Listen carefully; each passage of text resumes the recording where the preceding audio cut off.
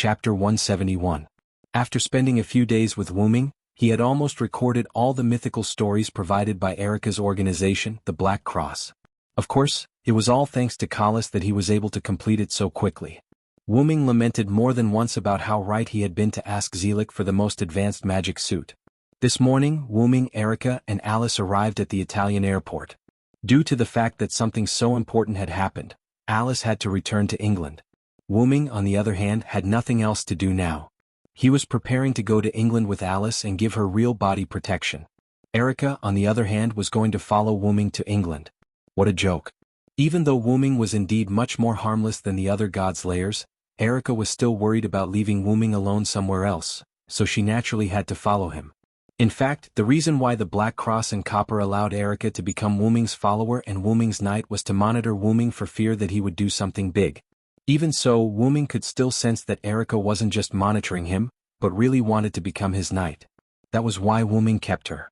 As for why he didn't directly use teleportation magic, Wuming expressed his helplessness. The constitution of the Godslayers was to repel all magic spells below the divine level, be it beneficial or harmful. Although teleportation magic spells that entered the body could work, it was obvious that teleportation magic couldn't be carried out in the body. This also meant that teleportation magic couldn't work on Wuming. Wuming had used a portal before, but that was because the portal was a channel established in two places and didn't have any effect on Wuming's body, so it could be used. Could be considered a trick. However, Wuming hadn't been to England in this world, so he couldn't use the portal. As a last resort, the three of them could only take a plane to England at the airport. On the plane, in the first-class cabin, Wuming complained, "I have to say, the Godslayer's physique is really troublesome sometimes." "Don't say that, Lord Wuming. Let's not talk about having a problematic physique. Even if it's something even worse, many people would still want to become Godslayers," Alice said with a smile. "Seriously, Wuming, you should be content. You're now one of the only 7 kings in the world," Erica complained. "That's true. Lord Wuming, you should be content." Alice and Erica both laughed. However, Wuming stared at Alice. What's wrong, Lord Wuming? Why are you looking at me like that?" Alice blushed a little, her hands clasped together awkwardly. "It's nothing. I just feel that Alice is really beautiful now." Wuming smiled. What? Why do you say that, Lord Wuming?" Alice blushed slightly as she spoke with some shyness. "Because you're very similar to a friend of mine," Wuming said. "Rather than a friend, she's more like a confidant. Her smile is very beautiful. Every time I see her smiling face, my heart feels as if it's being cleansed," Wuming said with a nostalgic expression. Wuming thought of Jeanne d'Arc. Alice was just like Jeanne d'Arc. She was calm, peaceful, and beautiful. "Is that so? Then I'm honored," Alice said with a smile. As for why Wuming did not feel this way when he faced Erica, it was because he was reminded of Erica Ainsworth. Moreover, Erica gave Wuming the impression that she was a strategic type knight. That's right, she was like a cunning vixen. Erica suddenly looked at Wuming. She narrowed her eyes and said, "I have a feeling that you're thinking of something rude, Wuming. How is that possible? It's just an illusion." Wuming smiled awkwardly. "Then, Lord Wuming, do you mind telling us the name of your friend?"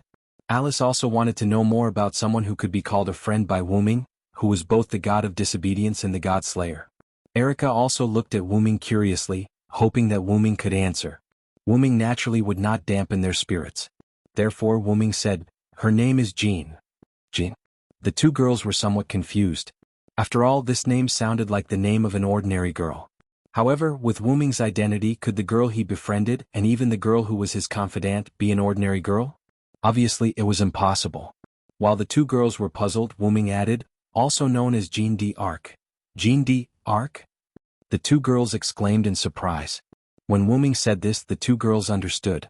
Although the name Jeanne d'Arc sounded like an ordinary girl's name, if there was a famous Jeanne d'Arc, it would be her. Could it be the Saintess of France, Jeanne d'Arc? Erica asked. Alice also looked at Wuming with concern in her eyes. Wuming nodded with a smile and said, "Although she is France's Jeanne d'Arc, she has always denied that she is the Saintess. Ever since I led the people to war, from the moment I raised the flag, my hands have been stained with blood." This is what she once said to me.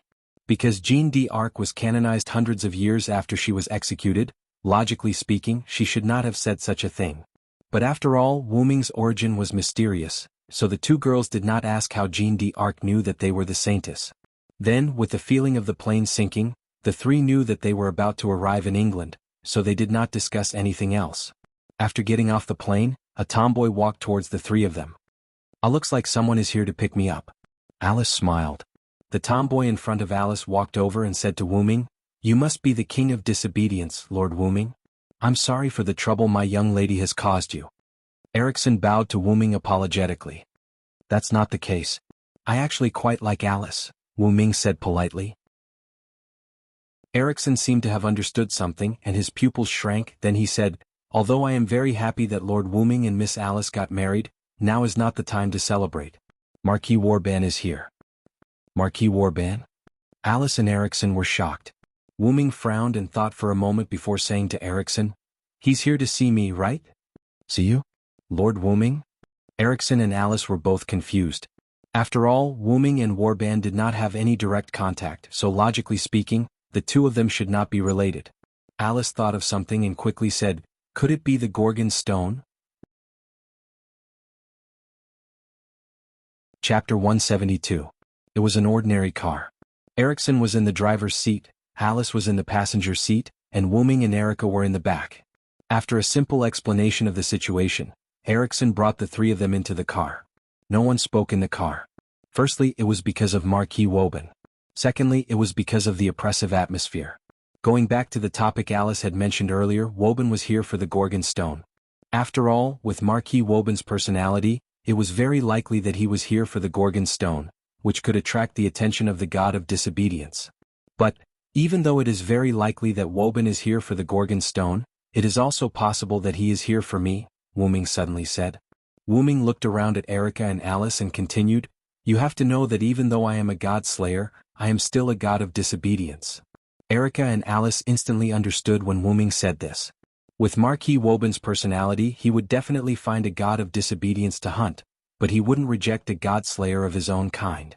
If there was an existence that was both a god slayer and a god of disobedience, then it is very likely that Marquis Woban will come looking for trouble with you, Erica said. Alice said with some concern, "Not to mention, the Gorgon stone is still in your hands, Lord Wu-ming. Marquis Woban will definitely not mind taking it for himself." "He wants to fight me and deal with Athena at the same time? What an energetic old man," Wu-ming said with some sarcasm. Erickson still maintained his duties as the driver and didn't say a word. It seemed that Erickson was still a little afraid of Wu-ming. However, there was nothing that could be done about it. After all, in the eyes of the Sage Council of Greenwich, who specialized in the study of godslayers, all godslayers were terrifying. In any case, the enemy is already here. I'm afraid we have no choice but to fight. Erica sighed. Alice, on the other hand, seemed a little worried. Wu-ming said, "Don't worry, Alice. I will fight with Marquis Warban within my barrier. It won't affect the surrounding cities." Alice paused for a moment, then nodded. Although Wu-ming said so, the worry in Alice's eyes was still there. Every time she looked at Wu-ming, the worry in her eyes deepened. Because of the arrival of Marquis Wu-ming, Erica and Wu-ming decided not to go to Alice's house. At the request of Wu-ming, Erickson stopped the car by the roadside. Wu-ming and Erica got out of the car. Alice still looked worriedly at Wu-ming and Erica. "Please be extremely careful. If possible, please do not cross swords with Marquis Warban. Please use words to resolve the issue." Although Wu-ming didn't want to complain, Wu-ming still had to say it in his heart. Is it possible for the God Slayer to resolve the issue with words? Don't worry. With me, Erica Blantley, who has inherited the Diable Dragon, my master will have nothing to worry about, Erica said as she patted her chest. Of course, this was only if she could guarantee that she wouldn't be at a disadvantage when talking with Marquis Warban. Alice nodded and said, "If it's Miss Erica, I can be a little more assured. Again, please be extremely careful." After that, Erickson sped away from the place even faster than before. "Am I that scary?" Wu-ming pointed at himself and said, "You're the Demon King. It's natural for Miss Erica to be afraid of you." Erica giggled and covered her mouth. Wu-ming shrugged helplessly. Then the two of them came to a large building. This was the exclusive residence that the Sage Parliament of Greenwich had built for Marquis Warban after learning that he was coming. Wu-ming and Erica looked at the roof and looked at each other. This should be the address that Erickson provided for Marquis Warban. Wu-ming sighed. Speaking of which, the Sage Council sure has a lot of free time on their hands. They actually built such an exclusive residence for the God Slayer that's about to arrive. It's so grand that I feel bad about destroying it, Wuming continued. Erica looked at Wuming helplessly and said, that's because Marquis Warban is a veteran godslayer who has been famous for a long time. Even the Sage Parliament of Greenwich, which specializes in investigating godslayers, doesn't know the number of his powers and the specific abilities of his powers. Because the Sage Parliament of Greenwich was established in the middle of the 19th century, and Marquis Warban killed a godslayer in the early 18th century, even the Sage Parliament, which specialized in godslayers, didn't know about Marquis Warban's powers. You must be careful, my lord. Don't worry. Even so, I don't think I can lose. After all, I'm the master of the Red Devil, Diable Rouge, Wuming joked. As expected of my lord. This is a master worthy of my service. The corners of Erica's mouth curled up, revealing a brilliant smile. Then let's go. Let's meet this old man. With that, Wuming and Erica stepped into the large building. At the top of the building, a tall and thin old man in a black trench coat was sitting on a throne. A magic array was engraved in the center of the hall, and a girl with long chestnut-colored hair and white ceremonial robes knelt in the center of the magic array. Beside Marquis Warban stood a mage who looked like a corpse and whose face couldn't be seen clearly. He held a crystal ball in his hand and placed it in front of Marquis Warban. Looking at the crystal ball in front of him, Marquis Warban's lips curled up into a smile. His emerald-like vertical pupils exuded a wolf-like gaze. Marquis Warban looked at the Caucasian girl with a silver-white ponytail who was half-kneeling with her head lowered. The young girl was wearing a black military uniform with yellow edges.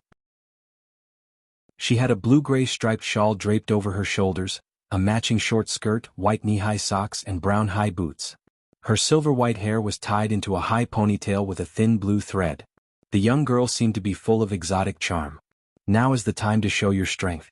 Don't disappoint me, Liliana Kranikar. Liliana lowered her head even more and said, yes, master. I won't disappoint my lord. With that, the girl called Liliana left. It seemed like she was going to stop Wuming and Erica. Marquis Warban looked at the crystal ball with joy and said, let me see how you, the god of disobedience and the god slayer, can break through my servant. Let's use your strength to prove whether or not I need this witch. With that, Marquis Warban's wolf-like green eyes looked at the girl in ceremonial robes kneeling in the center of the magic array. God, the girl prayed. Chapter 173. As soon as they walked into the building, Wuming and Erica were attacked by a large number of undead. After slashing the last undead with Reinhardt, Erica turned to Wuming, who had dealt with some of the undead and was standing by the side, watching her on the phone. After seeing Erica destroy the last undead, Wuming hung up the phone.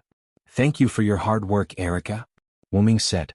It's my honor to clear the way for Master, Erica said with a charming smile. That may be the case, but these undead are all at the level of Grand Knights.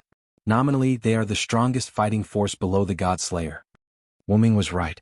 Each of these materialized undead had the power of a Great Knight, which was the highest level below the Godslayer. Erica, who was only 16 years old, had reached the Great Knight level at this moment. Because of her loyalty to Wuming, she received the title of Red Devil. The reason why she was said to be the strongest combat power below the Godslayer was that there was now an additional level, Paladin. The former Red Demon, Diable Rouge, Erica's uncle, Paul Brantley, who fought against the Black Prince Yarrick with Alice, was promoted to a Paladin because of his deeds of fighting against the Godslayer. Because Paul's level had reached the highest Great Knight level, and above that was the Godslayer. Therefore, Greenwich's Sage Council updated a new level, Paladin. It could be said that the level of Paladin was specially set up for Paul. As for who else would resist the Godslayer in the future, maybe they would also be promoted to Paladin. Because the theorem that humans could not defeat the Godslayer had been deeply rooted in people's hearts, the level of Paladin was set up for those who were above Great Knight, but not the Godslayer. Erica, who was only 16 years old, was able to reach the level of Great Knight. Coupled with her excellent character, it could be seen how good Erica was as a knight. Of course, but it would be better if you leave these people to me, Wuming. I, Erica Brantley, will clear everything for my master. At this moment, Erica was like a proud lioness, full of pride. Yes, next time. I'm in a hurry now. I can't wait to see this old man. Afterward, Wuming and Erica walked up the stairs leading to a higher floor. Was that a call from Salvatore just now? Erica asked Wuming as they hurried along. Well, he's the only one who can know my phone number and call me. Wuming looked a little tired at the moment and sighed. After being knocked unconscious by Wuming, Salvatore took almost 3 days to wake up. The first thing Salvatore did after waking up was to call Wu-ming. At this time, Wu-ming came to Marquis Wu-ming's building, so the scene of Erica cleaning up the undead appeared. That guy said something like, "You must be looking for trouble with old Master Warband now, so don't die. That old man is quite difficult to deal with, my good friend Wu-ming." Speaking of which, when did I become his best friend? Wu-ming smiled calmly. It was obvious that he felt helpless towards this fellow.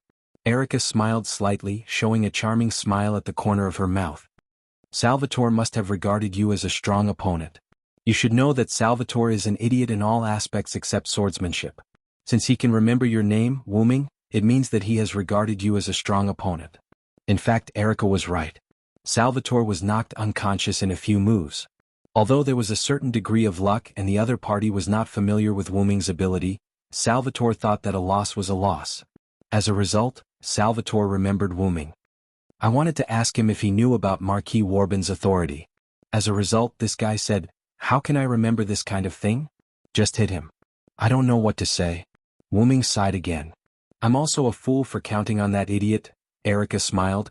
"Wu-ming is more like a human than the god of disobedience and the god slayer." Wu-ming could not help but think of his previous life. If Wu-ming was not picked up by the old dean, who knows what he would have become now. He might become even weirder because no one took care of him, and he would look down on humans completely. Because of this, Wu-ming respected the old man who had passed away the most. Wu-ming was indeed a problematic child. Wu-ming could not despise humans now, thanks to the people Wu-ming met. Wu-ming's second most respected person and his skills mentor. Wu-ming was naturally very important to Wu-ming. Ireland, Britain, Uruk, Nasalik, France and Toki City, Japan. Wu-ming recalled the lands he had experienced and the various people he had met.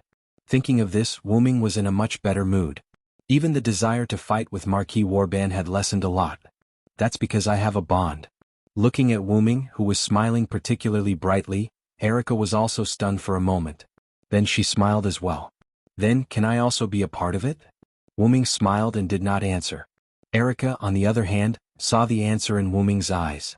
For some reason the other party did not stop them at all. Wu-ming and Erica did not encounter any enemies along the way. In the end, when Wu-ming and Erica were about to reach the top, a young girl walked out of the darkness. "So it's you, Lily?" It seemed to be someone Erica knew. Seeing that she had taken out a silver military knife, Wu-ming did not say anything and continued to walk to the top. "I'll leave it to you, Erica." "Yes, my lord." Erica watched Wu-ming leave before looking at Liliana. "It's really fate to meet you here. I thought the rumors that you went to Marquis Warband's place were false." Liliana looked at Erica with a serious expression. Holding the silver military knife in her hand, she said, "There's no need to catch up. I've received Marquis Warband's order to stop you. Although I can't stop the advance of the King of Disobedience, I can stop your advance." As she spoke, Liliana's military knife began to glow. "Is that so? Then let's try it." Erica held the thin sword and placed it in front of her. Then she continued. "It's time for a duel, Lionheart, Coeur de Lion. My wings become the steel of the phantom blade. Silver master craftsman Il Maestro, grant me strength." As two prodigies of two Italian magic societies and the attendants of two kings, Erica and Liliana began to fight for their respective masters. At the top was an empty hall. In the center of the hall was a complicated and precise magic array. In the center sat a young girl with long chestnut-colored hair and ceremonial robes. In the center of the hall, a thin but shrewd old man sat there. Wu-ming slowly walked to this floor as if he was taking a leisurely stroll. In the darkness, Marquis Warband's green vertical pupils exuded a cunning gaze. His gaze was fixed on Wu-ming. Wu-ming looked at Warband. Neither of them spoke. The atmosphere began to become tense. Only the chestnut-haired girl trembled under the pressure of the two kings. Chapter 174. After about 10 minutes of stalemate, Marquis Warband spoke first. "I didn't expect the god of disobedience to become a god slayer. This is something I have never encountered in the past 300 years. Warband's voice sounded a bit old. He was an old man with a story, but Wu-ming didn't care about that. "Now I'm a god slayer. Let's not talk about the identity of the god of disobedience. Warband, you came to England to find me, right?" Wu-ming crossed his arms in front of his chest with a calm expression and a smile on his face. "Of course, otherwise I wouldn't have brought this witch all the way from Japan to England.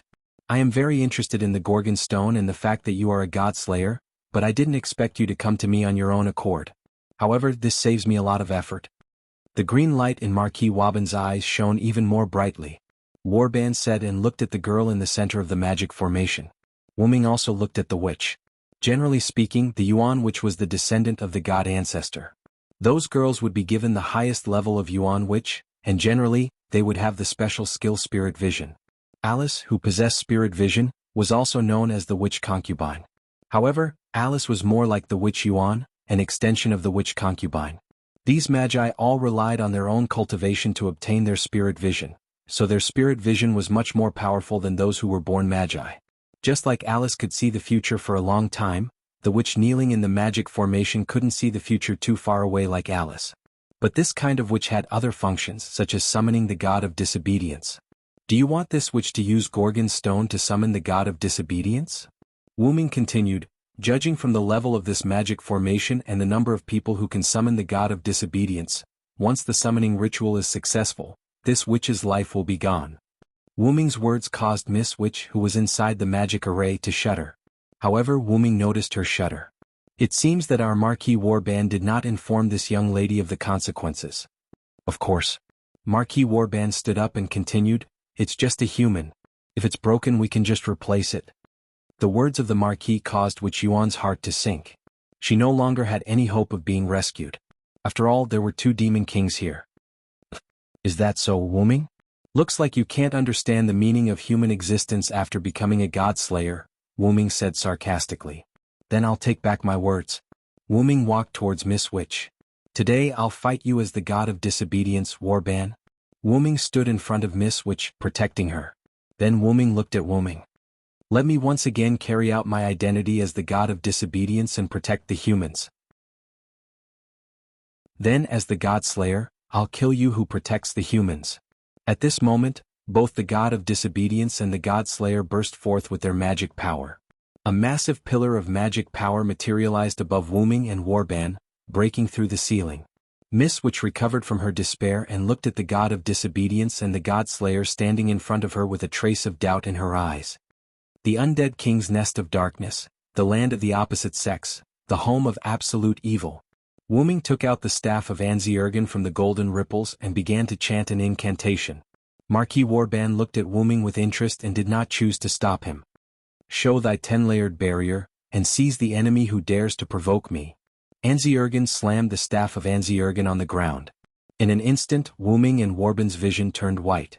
When his eyes took in the scenery once more, Marquis Warban found himself on a sparkling, boundless ice plain. Oh, this is interesting, really interesting. The god of disobedience. Marquis Warban became excited and began to laugh loudly. Suddenly, a piercing cold wind began to blow. This feeling. I haven't felt this feeling of death for a long time. Ah. Feeling the cold wind gradually blowing around him, Marquis Warban laughed happily.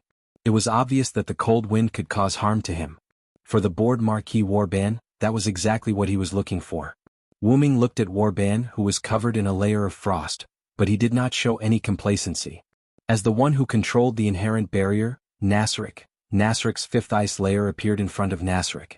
Although the god's layers had extremely terrifying magic resistance, the essence of the inherent enchantment was a secret technique that allowed the spiritual world to invade the real world and drag the people around it into the spiritual world.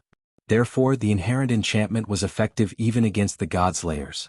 Of course, in the eyes of Miko, Wuming and Warban disappeared in an instant. The 5th layer of Nazalic had a passive effect that continuously froze the intruder, and that effect ignored the enemy's defense. When the Crusade team invaded Nazalic, because they had items that could resist this effect, or they relied on their level to directly pass the 5th layer, the 5th layer did not stop many enemies. However, this didn't mean that the 5th level of Nazalic and the other areas of Nazalic were weak. The reason why a game was because it was challenging. As a hidden dungeon, it was extremely difficult to clear Nazalic. In addition, Nazalic was transformed into a guild encampment by the current members of Anzi-Wergong, and its performance was enhanced a lot. The reason why the players were able to break through Nazalic was that the enemy had a large number of people, and the second reason was that the enemy had items that could resist the field effect.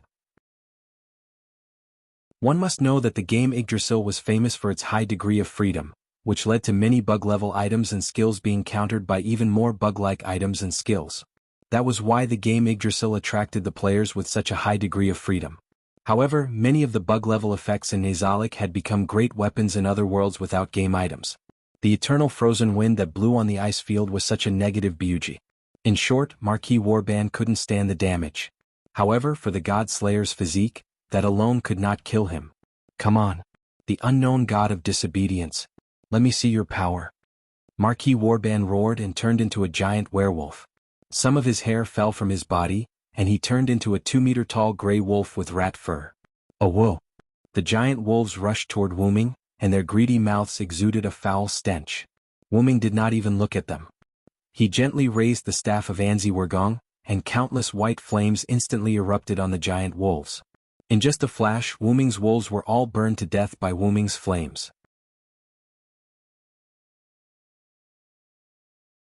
Chapter 175. What? Marquis Woban was very surprised. He knew that Roland was not someone to be messed with, so he specifically summoned those high-level Grand Knights, but Roland was able to destroy them all in an instant. What kind of magic is this? Marquis Woban roared from the giant werewolf. A magic trick that works is a good magic trick. Wuming did not answer Marquis Woban's question. Instead, he smiled a little sarcastically. The staff of Anzi-Ergen had an automatic attack function, and it was comparable to a world-class item with a large number of high-level spells. If the staff of Anzi-Ergen didn't have a passive skill like the World's Blessing, it could be said to be a world-class item. Furthermore, the magic within the staff of Anzi-Ergen that had been upgraded to a relic had also been upgraded, becoming an existence that could harm the gods. Wuming took the initiative to activate the staff of Anzi-Ergen's skill, Holy Fire, which was a 9th-tier spell that dealt great damage to targets with negative justice value. Woban's giant werewolves did not look like they had positive justice value. Naturally, those werewolves were instantly killed. You're right, this is more interesting. Slowly, rain clouds began to gather in the sky within the inherent boundary. Within a few breaths, the rain clouds had completely gathered. Wuming could not help but frown. Nazaric's barrier was good, but it was too similar to the real world. So, how about this? Woban's body began to burst out a large amount of curse power, and dark purple lightning condensed in his mouth. With a howl, Wuming spat out the purple lightning from his mouth, and a huge purple lightning pillar rushed toward Wuming. The emerald on the staff of Anzi-Ergen flickered, and a large number of green vines broke out of the ice and formed a super thick wooden shield in front of Wuming. Boom! Wuming's figure was buried by a large amount of dust caused by the impact of the lightning and the wooden shield. Wuming's figure instantly appeared on the other side of the smoke. It seems that using magic is too much of a bully for an old man like you who doesn't know magic. Do you need me to fight you without using magic? Wuming mocked. Stop joking. Even if your magic has reached the realm of gods, it can't do any significant damage to me. You're just saying that because you're at your wit's end. Marquis Oban roared. Tisk, Wuming spat unhappily. In fact, Marquis Wuming was right. Although the magic that Wuming had learned was useful, it was not very useful on the God Slayer who had extremely high resistance to curses. It was the same for the Lune runes. Although Silent Wonder could release the magic god seal of the first rune, Silent Wonder did not think that the Grade A Noble Phantasm would be able to cause much damage to Marquis Warband. At the very least, he would be able to tear off a layer of Warband's skin. In that case, I'll use this sword. After saying that, Wuming put the staff of Anzi-Ergen back into the golden ripple that suddenly appeared, and then took out a silver-white long sword from it. Exsilver, that's the name of this sword. Wuming held the holy sword and said to Wuming, Exsilver? This is Exsilver. Marquis Oban was surprised. Wuming's eyes lit up. Does Marquis Oban also know about this sword? Marquis Oban said with some excitement. Of course, it would be strange if I didn't know about this sword. I didn't expect the 7th Godslayer to be a British silver dragon. The rain clouds in the sky became denser, and the power of lightning contained in them became more powerful. Ah, this trip is really worth it. Marquis Oban laughed and turned back into a human from his werewolf form. The strongest and most mysterious knight of the Knights of the Round Table, King Arthur's most trusted man, one of the only 2 beliefs of the Knights of the Round Table, the noble knight who incarnated into the legendary British silver dragon Vilo Thranst. Marquis Oban was a little excited. Such a powerful enemy must be able to satisfy his boredom. When the world judged Wuming as the god of disobedience, Wuming thought of such a result. His own mythology was probably the evolution of what happened to him in the history of the M-shaped moon. And the mythology of the world of the gods' lairs was made up by people, so it was not surprising that a god had several divine names, and even a god in other pantheons. Holding the X-silver in both hands, Wu-ming said with a smile full of fighting spirit on his face, "It doesn't feel good to be known by the later generations, but, Marquis Oban, come and fight me." Wu-ming's ruby-like eyes flickered. "Come, Vilo-Theranced." Marquis Oban roared angrily, and his body began to change. This time, the transformation was different from before, as dragon scales began to grow all over his body. Soon, Marquis Oban's transformation was complete, and what appeared in front of Wu-ming was a giant black dragon with ferocious dragon scales all over its body. Wu-ming estimated that the black dragon was about 60 meters long without its wings. "I haven't slain a dragon before, you should feel honored, Oban." So, Wu-ming directly released his noble artifact. The stars hidden in the world. The X-silver sword began to emit a white light, and the black dragon roared angrily, flapping its wings and rushing towards Wu-ming. The holy sword that can wipe out all evil. Looking at the charging Oban, Wu-ming held the sword with both hands. Cracks appeared on the sword, and an even more dazzling golden light burst out from it. "Don't cover your light anymore." The X-silver sword was completely shattered, and a dazzling golden sword of light appeared. It kept floating, and the silver sword fragments attached to the golden sword of light. The black underworld flames that the black dragon spewed out were all blocked by the aurora pillar. Shine. The sword of light expanded and soared into the sky. The black dragon rushed in front of Wu-ming, and swung its giant dragon claw with a dense aura of death. Silver meteor. Roar, roar, roar. The black dragon let out a miserable roar. Instantly, dazzling white starlight filled the 5th level, and it did not stop for a long time. In the outside world, Erica and Liliana were constantly fighting, and their swords were flying everywhere. However, one was flying in the sky while the other was running on the ground. But anyone with a discerning eye could see that Erica was slightly at a disadvantage. Erica suddenly jumped back, and after a short pause she said, "As expected of you, Lily." Liliana had the bloodline of the witch, and she had learned the long-lost, difficult flying magic, which was why she could fly in the sky. "Don't talk nonsense. This is a battlefield." Liliana was a bit irritable. Erica continued, "Logically speaking, you shouldn't be the kind of person who would accept a brutal demon king like Marquis Oban." Liliana did not say anything. Instead, she looked at Erica with an irritated gaze. Could it be? Erica seemed to have thought of something, and she continued, "Because I'm loyal to Wu-ming, your grandfather offered you to Marquis Oban out of jealousy?" "Diske," Liliana said unhappily, looking at Erica with an ugly expression. "Talk is useless. Erica Browntree, keep fighting." Having said that, Liliana dashed toward Erica in a flash. "Please wait a moment." Suddenly, an old but rather robust voice sounded.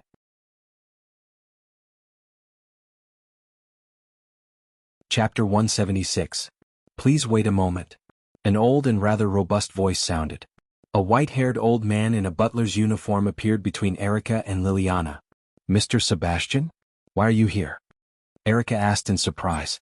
Erica, who had been with Wu-ming, naturally knew that her master didn't contact Sebastian, so she was surprised by his sudden appearance. "Who are you?" Liliana flew back to the ceiling and looked at the old man who appeared silently between her and Erica. "I'm Sebastian Dean, the butler of Lord Wu-ming. Nice to meet you." Sebastian bowed to Liliana and then looked at Erica. "Miss Erica, I'm here to support you on the orders of Lord Wu-ming. Of course, this doesn't mean that Lord Wu-ming doesn't believe in your abilities. It's just that Lord Wu-ming chose to send me out as a precaution. After all, this was the temporary lair of the enemy's gods' lairs, so it was inevitable that accidents would happen. That was why Wu-ming had Sebastian come to England from Italy. As for why Erica didn't see Wu-ming contacting Sebastian, it was because everyone in Nazalek had the inherent ability to communicate mentally.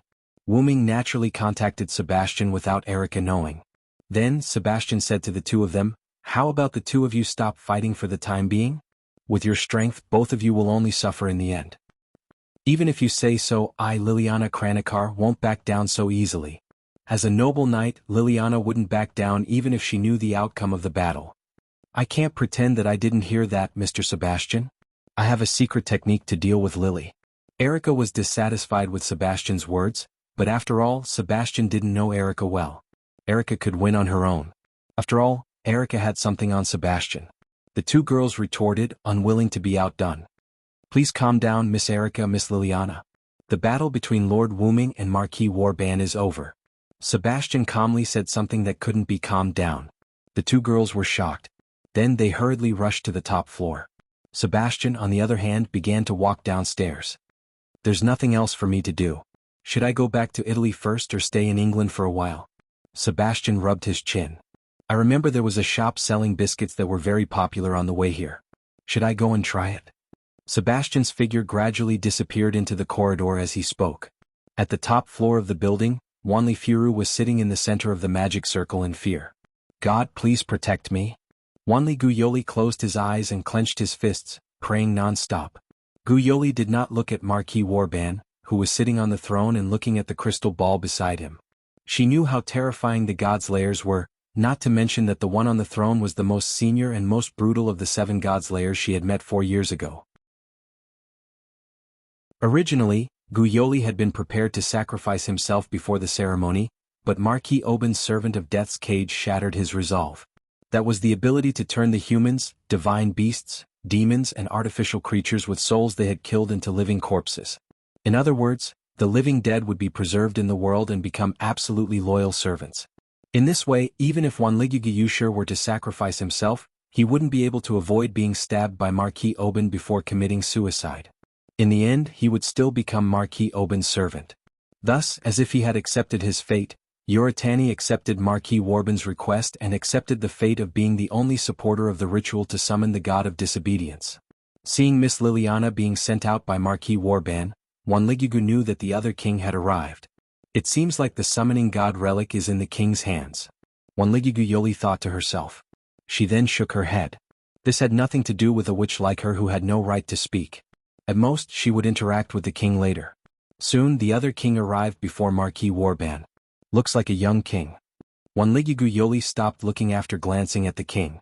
One had to know that kings were brutal.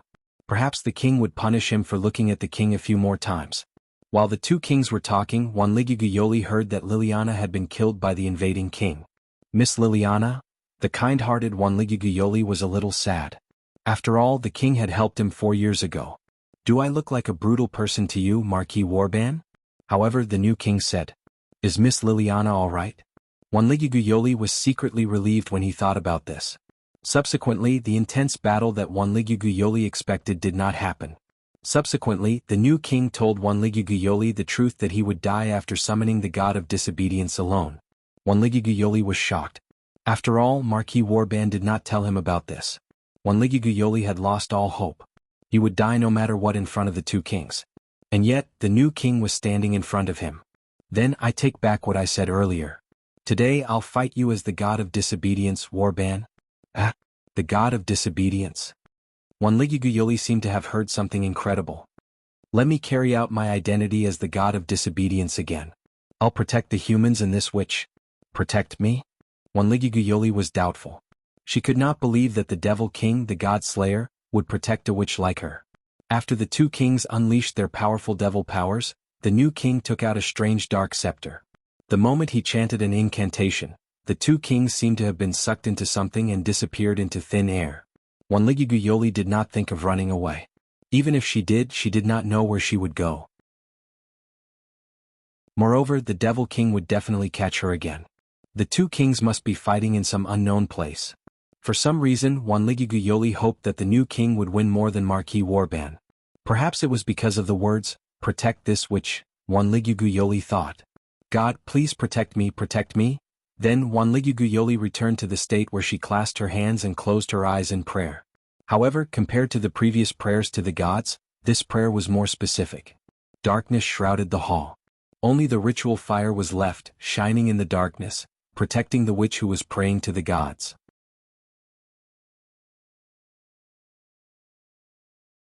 Chapter 177. Erica and Liliana ran to the top floor and saw that the hall was not damaged at all, if the ceiling was missing. Wuming was currently carrying 1,000-mile Furu in a princess carry.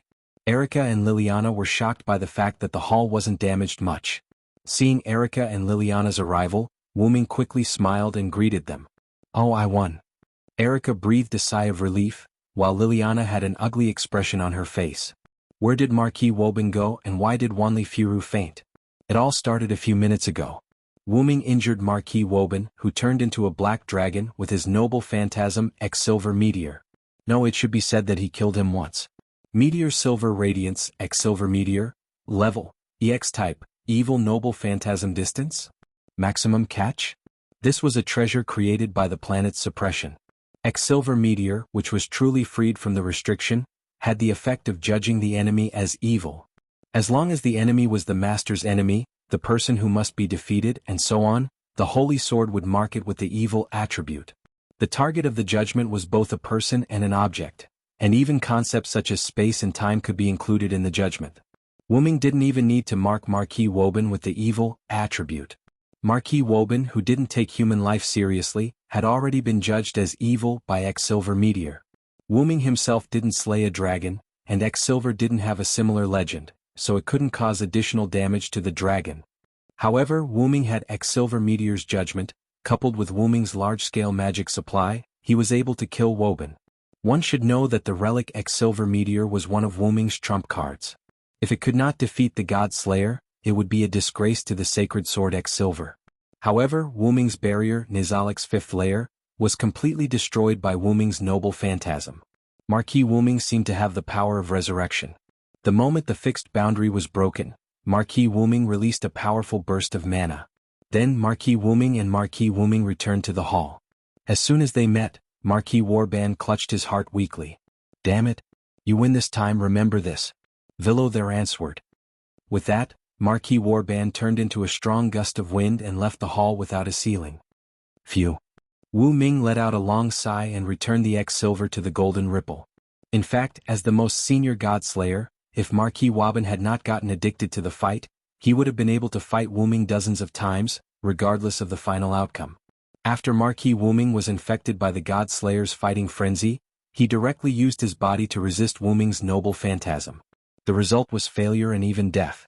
That also proved that the God Slayers were a group of problematic children. That was why humans could not ignore the God Slayers and serve them as kings. After Marquis Wu Ming left, Wu Ming looked at Wanli Gu Yoli in the center of the magic circle. As a result, he found that Wanli Gu Yoli had fainted. It seemed that when Wu Ming broke the fixed boundary, a small part of the residual power spread to Wanli Gu Yoli, who was kneeling in the magic circle, and knocked him out. Is it my fault again? Wu Ming scratched the back of his head and said awkwardly. Ever since he became a God Slayer, he liked fighting more and more, especially when it was easy to use too much power in battle. For example, Silent Wonder could weaken the magic attack of the Meteor Silver Splendor when it was about to break through his inherent barrier. That way he might be able to ensure that Guyoli, who was outside, would not be knocked unconscious by the shockwaves. However, Wu Ming, who was in the mood to fight, did not care about that. Instead, he increased the power of X Silver Meteor. Naturally, Wanli Guyoli was knocked out. Fortunately, we managed to control it at the last moment. Not just Miss, which even Erica and the others in this building would have been affected. Wu Ming wiped the non-existent cold sweat off his forehead. It seemed that the God Slayer was the Demon King for some reason. Wu Ming walked to Wanli Guyoli's side and began to check if he had something on his hand. Then Wu Ming drew runes out of thin air, and several Lune runes representing healing, cleansing, and holy, attached to Wanli Guyoli's body. Then Wu Ming put one hand under Wanli Guyoli's armpit and the other hand under Wanli Guyoli's legs, and picked him up in a princess carry. At this time Erica and Liliana arrived just in time. This was the scene that Erica and Liliana had seen just now. Neither of the two girls spoke, which made Wu Ming feel awkward.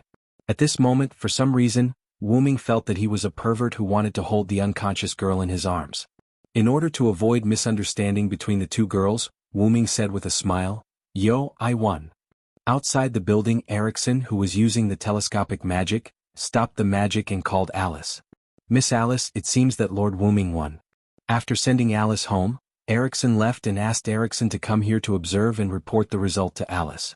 Erickson, on the other hand, could not refuse his master's request. After setting up more barriers, Erickson unhurriedly came to a commanding height near the building, where he observed the abnormality of the building with a telescope. "Really? Thank you, Erickson. Come back first." Alice's unique sweet voice came from the other end of the phone, but it was a little weak. "Yes, Miss Alice." After that, Erickson quickly left the place as if he was fleeing. It seemed that the two god slayers here really frightened Erickson. Although Erickson was shocked that the battle between the two kings did not destroy the surroundings, even the building that had been turned into a battlefield, he would never be stingy with his speed when it was time to leave. In a luxurious aristocratic house in a gorgeous room, Alice sat on the bed in her pajamas with a sickly flush on her face. Alice weakly placed the phone on the small table beside her and laid down on the bed. Is the side effect of using spirit vision again? Alice covered herself with the quilt and closed her eyes in pain.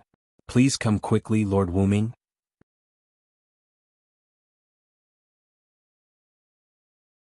Chapter 178. The next day, the staff of the Greenwich Sage Parliament started to get busy again. Wuming's arrival drove Marquis Oban away. Although there was no large-scale damage, the building built for Marquis Oban could no longer be used. Putting aside the fierce fight between Erica and Liliana in the building, the aftermath of Silent Wonder's noble phantasm had destroyed the supporting beams of the building. Fortunately, Silent Wonder had used the rune that she used to stabilize the building in time when she fought Berserker, the heroic spirit materialized by the rank card. Otherwise, the building would have disappeared on the same day. By the way, because Wuming and Marquis Oban did not cause much damage, and Marquis Oban's building was not in a bustling area, the Greenwich Sage Parliament simply used the building's shoddy construction as a cover and successfully covered it up without causing a commotion. In addition to covering up the truth, the Greenwich Sage Parliament also had to prepare a residence for the remaining Godslayer, namely Wuming. If the king were to casually stay in a hotel, not to mention whether Wuming would mind, if the other Godslayers found out, the Greenwich Sage Parliament would probably cease to exist. Marquis Oban did not care. After all, he had just been injured after the fight with Wuming. However, Bishop Luo Hao from the east would definitely come knocking on his door. Among the Godslayers, the two most arrogant Godslayers were Marquis Oban and Bishop Luo Hao, who were the two most senior Godslayers. Therefore, the Greenwich Sage Parliament started to get busy again building a residence for Wuming. After that, Wuming said, "I'll just stay at Alice's place." Everyone was stunned. Under the strange gazes of almost all the magicians, Wuming and Erica moved to Alice's place with Guyoli. At a certain moment, Wuming sat peacefully on the sofa of a mansion, drinking a cup of tea. Erickson stood behind Wuming in a panic. After a moment, Wuming spoke. "Are you that worried about me, Miss Erickson?" Wuming turned his head and glanced at Erickson, who was in a suit. How could that be? Your Majesty, I have no intention of belittling you." Erickson hurriedly knelt down on one knee. Wuming sighed helplessly. "I won't do anything to Alice. Don't worry." Wuming said so because a few days ago, Wuming directly entered Alice's boudoir while Erickson was weeping in despair and fear. After that, Wuming directly entered Alice's boudoir, closed the door and stayed there for a few hours. When a man who could be said to be the most powerful man and a very beautiful woman stayed in the same room for a few hours, the result was naturally obvious. Somehow the news leaked, and almost the entire magic world knew that Wuming, the seventh God Slayer, the King of Disobedience, and Princess Alice, the daughter of Duke Goding and the White Witch, were married. That lord is really swift and decisive. This was the general impression that all the magicians had of Wuming, the God Slayer. But in fact, Wuming entered Alice's room only to protect her. Of course, in order to increase efficiency, Wuming chose not to protect her forehead this time, but to deepen their relationship more intimately. Of course, this was also because Alice didn't reject it, so Silent Wonder acted this way. And Erica, who knew that this was a serious matter, didn't stop Wuming. However, she didn't look too happy. After all, there was no saying that the cow that came first would eat the grass later. Back to the topic. After Wuming protected Alice for a long time and kissed Wuming for a long time, Alice's cheeks were abnormally red, and then Alice fell asleep because her body received a lot of energy. So Wuming sat by Alice's bed, took out the Nameless Spellbook from Dragonist and read it. After all, the spells in the Nameless Spellbook were endless. Even Wuming as its owner couldn't master all of them. He could only search for a certain spell when he needed it. In this way, Wuming stayed in Alice's room for a few hours, which led to the wrong relationship between Wuming and Alice being spread all over the magic world. Thinking of Alice's flushed face when she woke up a few hours later, Wuming's lips curled up into a smile. It could be said that it was precisely because Alice fell asleep while kissing and blushed that Erickson was more convinced of their relationship. Later, on the grounds that, although the two of you are close, it's still inappropriate to do things during the day, she was actually afraid that her master would be taken advantage of again, so she stayed beside Wuming to supervise him. Seeing Erickson hurriedly kneeling on one knee, Wuming was playful. Since you already know my relationship with Alice, why should I be stingy for a while? Erickson raised her head in a panic and looked at Wuming. In other words, I can enjoy all this with Alice at night, Miss Erickson. Wuming squinted his eyes and smiled ambiguously. Although her face was a little flushed, Erickson was indeed Alice's personal servant. She could still maintain a calm expression. Okay, I'll stop teasing you. Wuming looked at Erickson, whose expression didn't change much, and said a little disinterestedly. By the way, Alice and the others should be back soon. Wuming looked at the time and calculated that Alice and the others who went shopping should be back soon. Because of Wuming's protection, Alice's body became like a normal person. This was great news for Alice, who couldn't leave the mansion at will and could only use her ghost body. Alice, who was very happy, gracefully kissed Wuming, and then happily went shopping with Erica. He could only say, "Speak of the devil." As soon as Wuming finished his words, the door of the house was opened. Alice and Erica came in, dressed with dignity and grace. How was it? Did you have fun shopping? Although he asked this question, Wuming still saw the answer in Alice's eyes. Well, thank you very much, Master Wuming. Alice bowed to Wuming again. There's no need. Now that everyone knows about our relationship, why are you still being so polite? Wuming teased. That's true. Then please take care of me in the future, Master Wuming. Alice smiled happily. Erickson's face became even more distressed. At this moment she was sad for her master who was involved with the God Slayer. There would be a lot of dangerous things in the future. Ahem, my king Mariguchi Yuri has been safely sent back to Japan. The History Editing Committee of the local Magic Association has successfully protected him. Erica interrupted the strange atmosphere between Alice and Wuming.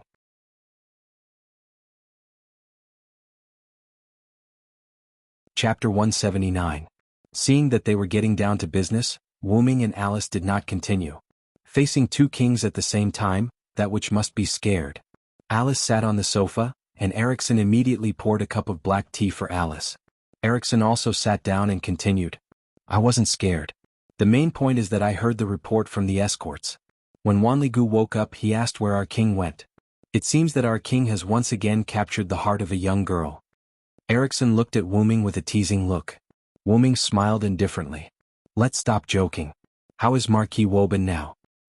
According to the intelligence of the Sage Parliament, the Marquis immediately returned to his base in the Balkans after the battle with you, and then there was no news of him. Alice put down the teacup, put her hands on her lower abdomen, and looked at Wuming elegantly. He used the resurrection authority, so he should not be able to move for a while. Let's not worry about him for now. Wuming crossed his arms and thought for a moment. After all, the restrictions of the resurrection authority were not so easy to break. Even Wuming's vitality incarnation, which had become a noble phantasm, had restrictions that prevented it from being used for a period of time after the resurrection. After all, it was a complete resurrection, and unlike Marquis Wuming's resurrection, Wuming would recover to his full state after the resurrection. Let's leave it at that for now. Wuming looked around at everyone and stood up. I've decided to leave England tomorrow and go to Japan. Wuming's sudden departure made Alice a little worried. Are you going to verify the contents of the spirit vision? To be honest, Alice was a little worried. After all, the scene she saw was too terrifying. The earth cracked, the sea withered, the volcanoes were ready to erupt, and the sky was filled with smoke and dust. The Divine Sword Envoy and the Divine Sword Envoy were constantly fighting, and destruction was coming. Wuming was not worried. He used the divine aura and touched Alice's head. Don't worry, I'll take care of everything. Affected by the holy aura, Alice's heart instantly calmed down. Don't worry, Your Highness Alice. As the first knight of Wuming, I'll keep an eye on the king and make sure he doesn't run off, Erica comforted her. Then I'll be counting on you, Miss Erica. Alice smiled sweetly. Wuming felt a little helpless. She spoke as if it was easy for him to create chaos. But it was clear that the God Slayers had the constitution to create trouble. That night, almost everyone was asleep, including Wuming. Suddenly, Wuming opened his eyes and looked in front of him. Aloli was lying on Wuming's body. What are you doing here? Wuming was puzzled when he saw Athena's black pupils. However, Wuming did not see any fighting spirit in Athena's eyes, so he did not put up any defensive measures. No matter what, they were both gods of disobedience in principle, and both of them were related to the dragon snake god. In fact, there was no need for them to fight to the death. To be able to wake up the moment I arrived, it seems that you haven't fallen during this period of time, my compatriot. Athena's magnetic voice reached Wu Ming's ears.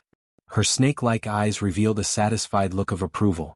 Wu Ming sat up unhurriedly and hugged Athena, who was still sitting on his body. Wu Ming was not surprised that Athena could enter the mansion with multiple barriers. After all, Athena was known as the goddess of wisdom. How could a mere modern magic barrier stop Athena? Why did you suddenly come to me? Are you still chasing after the Gorgon stone? Wu Ming said rather casually and yawned halfway. For some reason, Wu Ming felt a sense of familiarity with Athena, so he did not fight with her like last time. Athena did not seem to care about being hugged by Wu Ming. To be exact, she enjoyed Wu Ming's embrace. Along the way, Athena shifted her body to make herself more comfortable. Athena then looked into Wu Ming's eyes seriously and said, "Of course I'm chasing after the snake.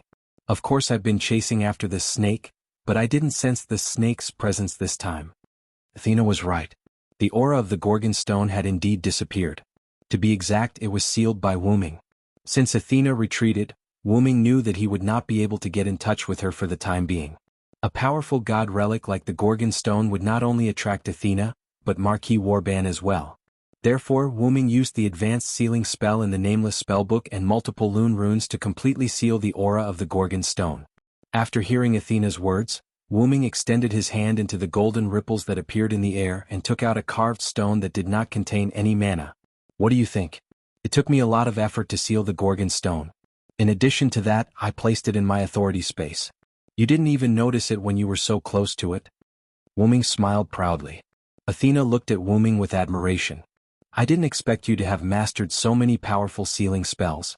You're really something Vilo-Theranced. Athena could feel the faint connection from the Gorgon stone. She could not help but touch the Gorgon stone. Moreover, aren't you afraid that I'll take it away from you? Athena placed her hand on the Gorgon stone with a fierce look in her eyes. Wu Ming smiled, then he patted Athena's head and said, "I can see that you don't have any intention of snatching it. And even if you do, I'm confident that I'll be able to take it back after you've done so." Athena smiled and patted Athena's head. Athena could not help but smile when she saw Wu Ming's confident expression. She touched Wu Ming's face and said, "As expected of the warrior I've chosen. My compatriot and fellow member of the Draconic Serpent. Looking at your confident smile, even I want to have a good fight with you." Athena was known as the goddess of war, so it was not surprising that she would be easily provoked. Seeing the flames of war in Athena's eyes, Wu Ming hurriedly interrupted her. "By the way, what are you doing here?" Fortunately, Athena's fighting spirit had yet to take shape. After hearing Wu Ming's doubts, Athena calmed down. "I have something I need your help with. I'll take you to a place." Athena jumped down from Wu Ming's bed, grabbed Wu Ming's hand, and jumped out of the window with Wu Ming. Just like that, Wu Ming, one of the only 7 god slayers in the world and one of the 7 kings, ran away with a disobedient god. After Alice and Erica found Wu Ming, they criticized him more than once, but every time Wu Ming laughed it off. Of course, this was a story for another day.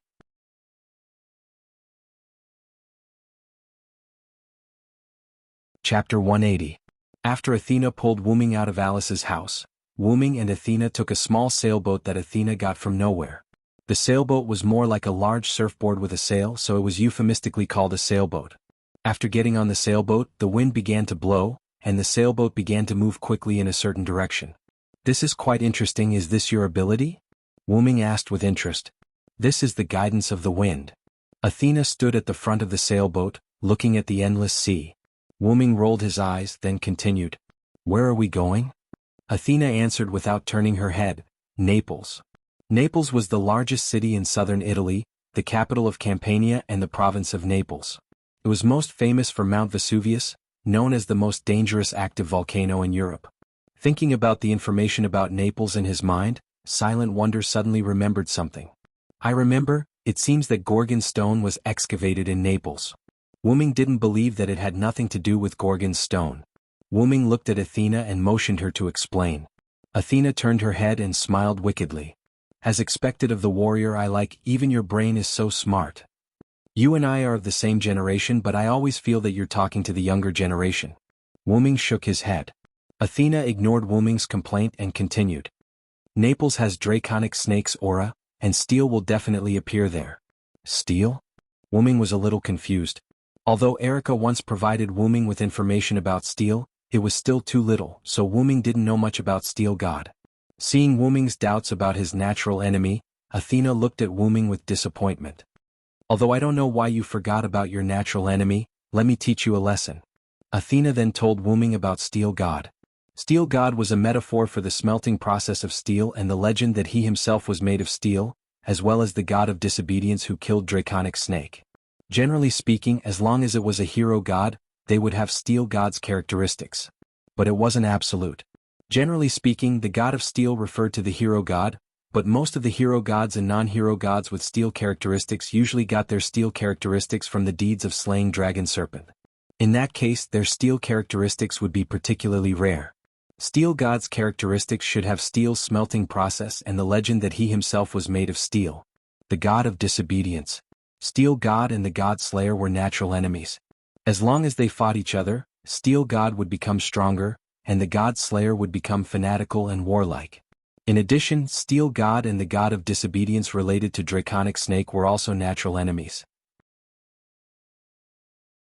In other words, Athena, who pursued Gorgon's stone, the snake, and Wu Ming, the knight of the round table, Villothorancid, were natural enemies of Steel God. Wu Ming raised his eyebrows. Do you mean you want me to deal with Steel God? Or do you want to fight with me? However, for those God of disobedience, there was no such thing as a gang fight. How is that possible? Although I'm not that weak without Snake, I'm still a little weak, so I'm not your opponent. Athena smiled slyly. Wu Ming was now convinced that Athena must have found out about his identity as the god of disobedience, and that's why she came to him. Previously, Wu Ming didn't reject Wu Ming. Now, Wu Ming understood that this was like a cousin, younger cousin, and a cousin, older cousin. Even if they were cousins, they were still related. Of course, Wu Ming knew what Athena meant. With Wu Ming, the god of disobedience with a high draconic attribute, the god of steel in the present world would definitely come looking for him. Wu Ming believed that the god of disobedience with steel attribute would not let him go, no matter what. Athena, who lacked a snake or the draconic serpent and the god slayer, would not let him go. But that's not bad. I haven't seen the god of steel yet. This is a good opportunity to see him. Wu Ming's mouth raised again. Athena looked at his smile and smiled. Then Athena flew to Wu Ming and gently stroked Wu Ming's face. This concubine likes your unruly smile. It's incomparably delightful. Seeing the fighting spirit in Athena's eyes again, Wu Ming quickly changed the topic. Is there any god relic in Naples? After all, in order to make the god of steel appear, he needed Draconic Snake, but Athena only said that there was a Draconic Snake's aura, which meant that there was no god of disobedience with Draconic Snake attribute, so it was very likely that there was a god relic related to Draconic Snake. Yes, there is a god relic of Mother Earth there. Athena said. Mother Earth? Wu Ming remembered the information provided by Erica, which contained information about Mother Earth.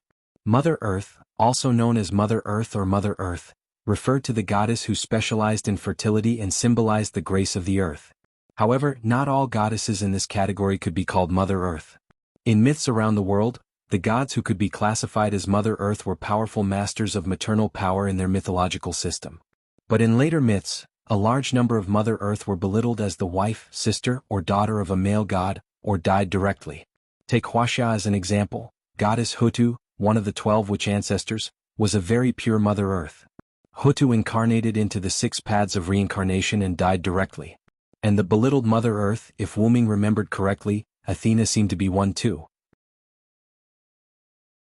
This also explained why Athena in the present world was incomplete, because after she was belittled, the divinity of Mother Earth was split into Gorgon stone.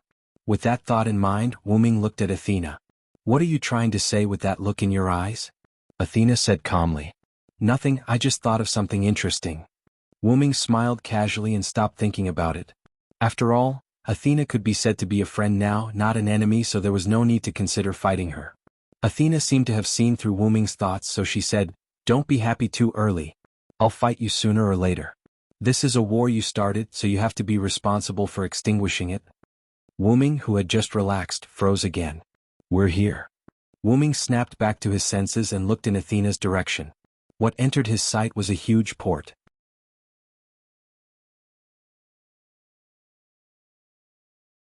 Chapter 181. The bustling port during the day has become quiet at this moment. After landing on the shore, Wu-ming and Athena headed in a certain direction, which seemed to be a mining mountain. "You can feel it, right?" Athena asked. Wu-ming nodded and looked in the direction where the two were walking. "This magical power is like Gorgon stone that has been completely unsealed." However, at that moment, Wu-ming also felt another magical power which he was very familiar with. If I remember correctly, this is Salvatore's power." Wu-ming said so and continued to look in the direction he was looking at before. "That's right. There's another enemy of mine here," Athena said as she looked at a certain spot on the mountain.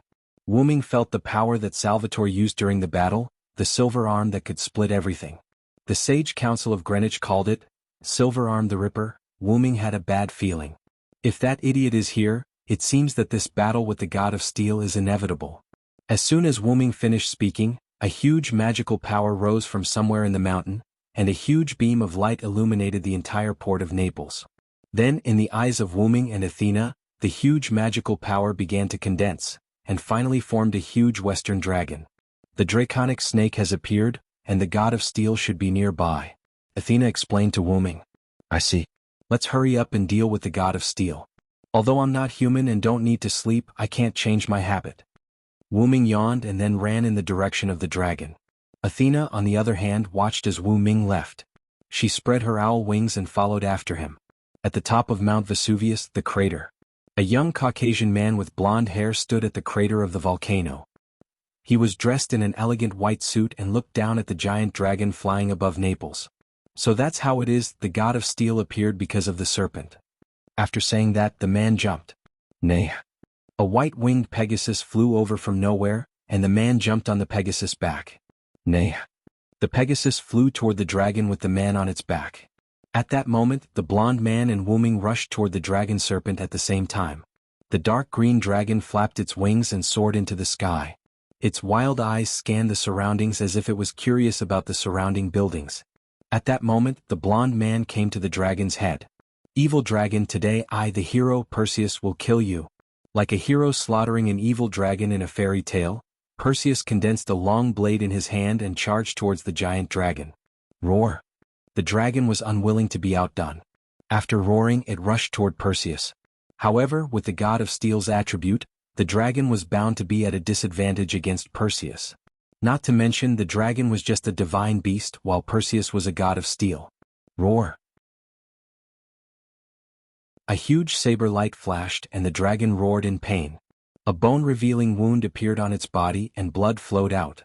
The dragon roared and fell to the ground, making a loud noise. Roar! Roar!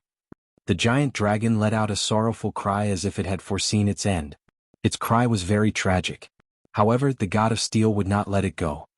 "Today the hero Perseus will kill the dragon again," Perseus said very confidently, then raised the long sword in his hand and slashed toward the dragon.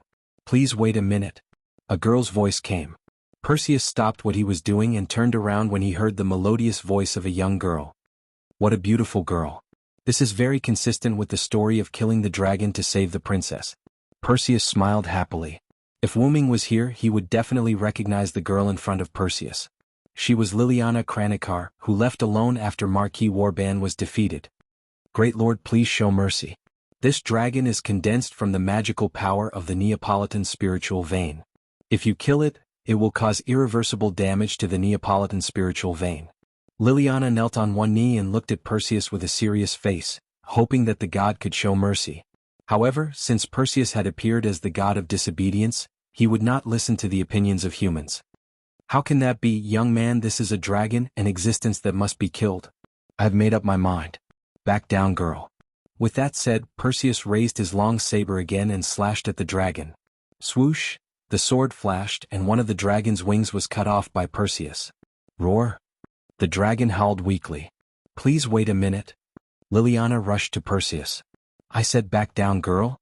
With Perseus's words, there was also a magical impact that repelled Liliana. Ah! Liliana was sent flying, but she did not feel the coldness of the ground. Then Liliana opened her closed eyes. "Yo, Miss Liliana." Wu-ming held Liliana and stood steadily on the ground. "I'm sorry, King." Liliana reacted as if she had just reacted. She quickly broke free from the arms of Wu-ming and others and knelt on one knee to salute Wu-ming. Perseus looked at Wu-ming with a smile. Oh, you're both my compatriot and my mortal enemy. How interesting. My compatriot refers to the god of disobedience and steel, and my old enemy refers to the god slayer who has the nature of draconic snake. Perseus flicked the bloodstains on his long saber and continued. You are obviously a mixture of draconic snake and steel, but you can clearly distinguish the aura of draconic snake and steel. Both the god of disobedience and the god slayer, both draconic snake and steel, it seems that I have met a big shot, ha. Perseus was excited. Wuming raised his eyebrows and thought. Do I still have steel's aura? Why didn't Athena tell me? Wuming, who was not a native of this world, could not accurately distinguish the aura of draconic snake and steel, not to mention that the identity of draconic snake and steel was imposed on Wuming by this world. However, thinking about it carefully, Villotharanseed did indeed have the dual attributes of steel and draconic snake. First, the mysterious identity of the legendary dragon. It could be said that Villotharanseed was the god of draconic snake. Second, Villotharanseed did have the legend of forging Silver, and Villo also had a close relationship with King Arthur, who was also steel and draconic snake, so it was not wrong for him to have steel's attribute. But even if it was not draconic snake and steel, would Wuming not care about it? The answer was no. Who cares? With that thought in mind, Wuming said to Perseus, I'm really sorry. Due to the willful request of a certain goddess, I have no choice but to come and fight you. With that said, Wuming pointed at the gigantic dragon behind him who looked like a trembling puppy. Huh? A certain goddess? Liliana was a little surprised. At this time, Athena flew in front of the dragon. You are really rude, god of steel. Athena touched the dragon, and then the dragon turned into pure energy and was injected into Athena's body. So that's how it is, the goddess of earth and draconic snake's hero, what a good combination. Perseus smiled elegantly. So, I have to deal with two opponents this time? Although he was surrounded, Perseus still said arrogantly. How can that be? Of course it's my hero who will fight you. I'm looking forward to this duel. Athena smiled slyly. Wuming shrugged his shoulders casually, then looked at Perseus. As you can see, there's no time to lose. Hurry up, I still want to sleep. Seeing Wuming yawning and looking down on him, Perseus was a little annoyed. It seems that I have been underestimated. I have to teach you a lesson, my old enemy.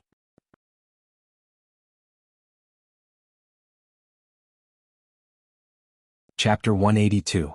Perseus charged forward with his sword and swung it at Wuming. Wuming, on the other hand, did not even look at it. He extended his hand and grabbed it directly. What? No matter what, Perseus was a god and the weapon he used was a god relic. No matter how strong his body was as a god slayer and a god of disobedience, it was illogical for him to grab a white sword with one hand. Alright, it was magical. As expected, my body is strong enough to resist a god relic now that I've become a god slayer. Wuming smiled as he grabbed Perseus' sword as if he had expected it. As expected of a top dragon snake. It's not unreasonable for him to have such a powerful armor. Perseus immediately let go of the long sword in his hand and leaped backward. At that moment, Athena, who was standing behind Perseus, had already left. Perseus materialized a bow and immediately pulled the bow fully. A seemingly ordinary arrow was shot at Wuming. Along the way, a powerful force exploded from the arrow. Like a dragon, it charged at Wuming. Wuming tossed the long sword in his hand away. The long sword turned into mana and disappeared. Wuming said to Liliana directly, "This isn't something you can get involved in. Step back a little." Although Liliana was a little hesitant, she still listened to Wuming. "Yes, your majesty. Please control your power a little and try your best to reduce the damage to Naples." Subsequently, Liliana realized that her words were a little rude to the god slayer who was a king. She immediately knelt on one knee. Please forgive me." Liliana said something that crossed the line. "Please punish me, your majesty," Liliana said with a blush on her face. Looking at the adorable Liliana, Wuming could not bring himself to blame her. Subsequently, Wuming immediately took out the silver from the golden ripple. Bang! Wuming casually waved his hand, and the huge mana arrow was neutralized by silver's mana impact. "Alright, I'll pardon you. Back off a little and protect yourself first." After saying that, Wuming ignored Liliana and Wuming extended his left hand to Perseus. "Please, Enkidu."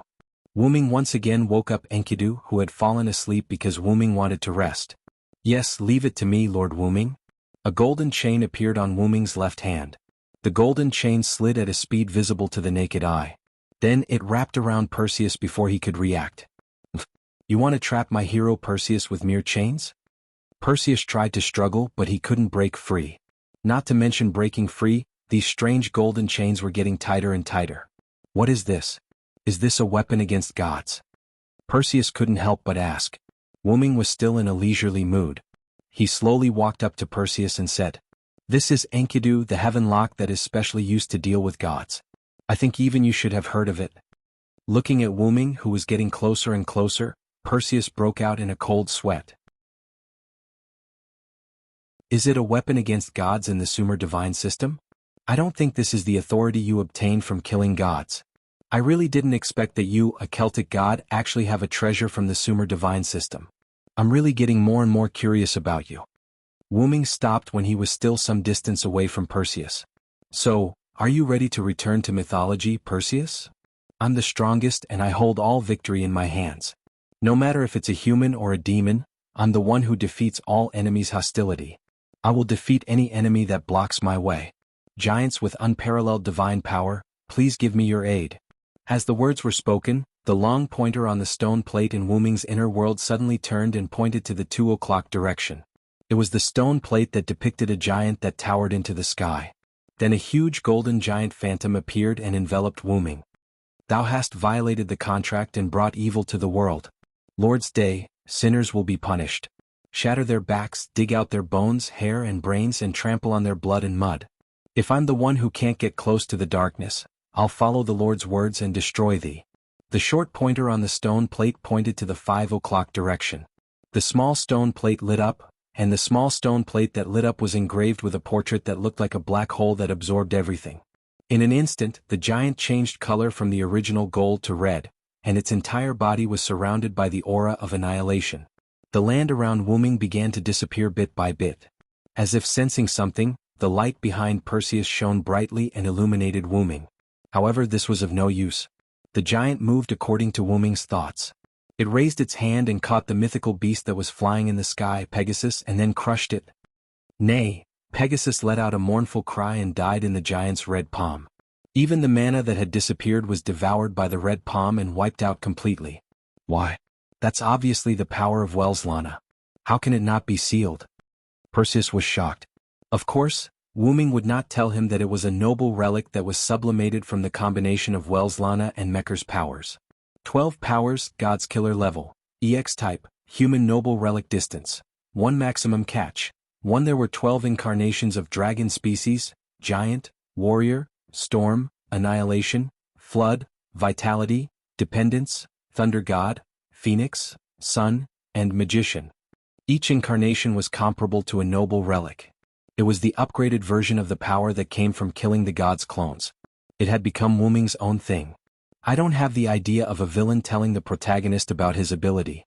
You can return to the myth and confusion. With that, the giant's shadow held Perseus. Damn it. Damn God Slayer. Damn snake. Perseus roared and struggled frantically, but he could not break free from the lock of heaven, Enkidu. The one with the power of annihilation. Kill him with one blow, shatter and annihilate him. Chanting again, the red giant burst out a dark red light, and the hand that was holding Perseus clenched hard. At this point, the famous hero in Greek mythology, Perseus, returned to the myth. Wuming removed the incarnations of giant and annihilation, and took back the lock of heaven. Little N, are you okay? Wuming asked with concern. It's okay, Master Wuming, because the attack just now was your noble relic. Although it had the power to threaten me, I was not hurt. The golden chain wrapped around Wuming's arm, and there was a cool female voice. I think so too. After all, I now have full control of the power of authority. Suddenly, Wuming found a problem. Why didn't the power increase? It was not that Wuming needed Perseus' power, but the timing was too strange. The god Slayer would definitely gain the power after killing the god of disobedience. This was the law of Pandora's great curse. Wuming instantly emptied his mind and felt the changes in the surrounding magic. Found it.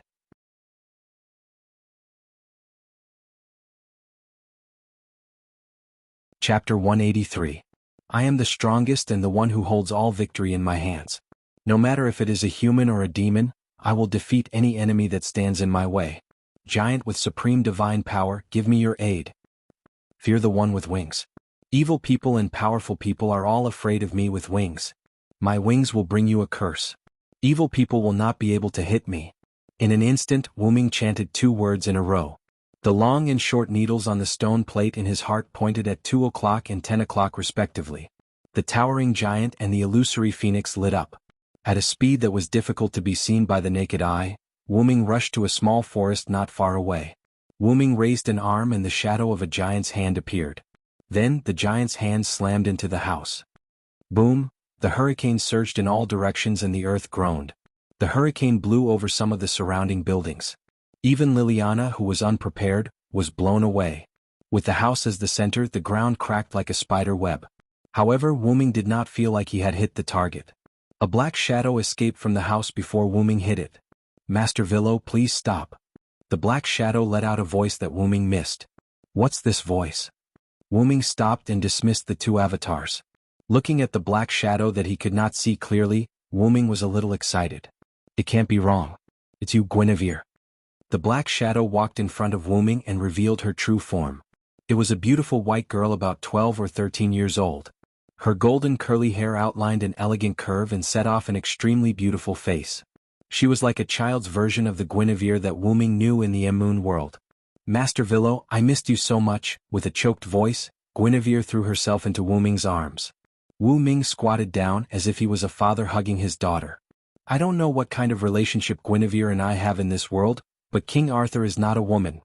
With that in mind, Wu Ming patted Guinevere's back. Although it wasn't Guinevere from the same world, the sense of familiarity he felt was the same.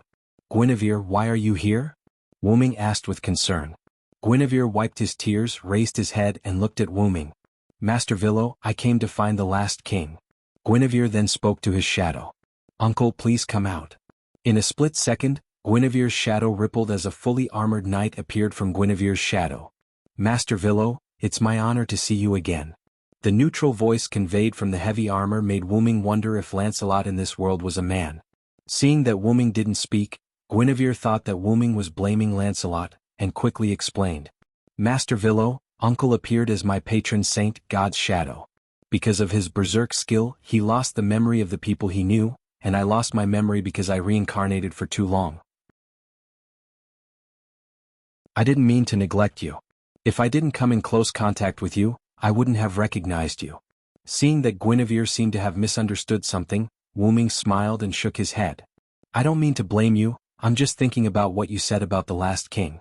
Master Villo, don't you know the last king? I thought you were the last king. Guinevere said with some disappointment. Then Lancelot spoke. Lord Varen, Wu Howu's daughter came here for the strongest steel god. We want to use the dragon snake to lure the last king out. After a brief description, Wu Ming understood Guinevere and Lancelot's plan. Both of them had their own mission to find the last king and liberate the strongest steel. However, neither of them knew the identity of the last king, so they could only keep looking for him. The easiest way to find steel was to liberate Dragon Snake. Therefore, Hera's stone pillar under the ruins of Naples became a good tool to use. However, Salvatore was an unexpected guest. Salvatore was knocked out in a fight with Wu Ming, so Salvatore, who felt that he had not fought enough, found this relic in Italy. It was the Hera's stone pillar. After cutting Hera's stone pillar in half with silver arm the rip, the huge magical impact sent Salvatore flying. The demonic dragon condensed from the magical power of the spiritual vein of Naples attracted Perseus. Liliana wanted to stop Salvatore's behavior because she was with Salvatore before, but because she didn't stop it in time, Hera's stone pillar was cut off. After Salvatore was sent flying by the magical impact, Liliana wanted to stop the dragon from wreaking havoc, so she followed the dragon. As a result, she saw that Perseus was going to attack the dragon, and then it was Wu Ming's turn. With the idea of seeing whether Perseus was the last king, Guinevere and Lancelot hid and waited for the battle between Wu Ming and Perseus. The result was no doubt that Wu Ming won. I've already said that Lord Varen's status is not something a mere Mitra can compare to, Lancelot said. Hearing this, Wu Ming thought of the light that Perseus released at the end, which was like a sun, and why Perseus said that it couldn't be sealed. When Wu Ming first met Perseus, he quietly asked Callas to find out all the information about Perseus. He had no doubt that Perseus was Wu Ming of Mitra. And because Perseus was Mitra, he had a sealing effect on Wellislana's authority. However, what Perseus did not expect was that the 10 avatars that had become Wu Ming's noble phantasm could no longer be affected by Mitra. After all, the 12 avatars of Wu Ming had exclusive authority. I'm really happy to be able to see Sir Villo. Guinevere smiled sweetly. This reminded Wu Ming of Guinevere in the Moon world. Both of them loved to smile. Regardless of whether they were related or not, Wu Ming still liked Guinevere, who loved to smile. Although it's a little surprising that Sir Villo became a god slayer, did Sir Villo also use some secret technique to turn people around?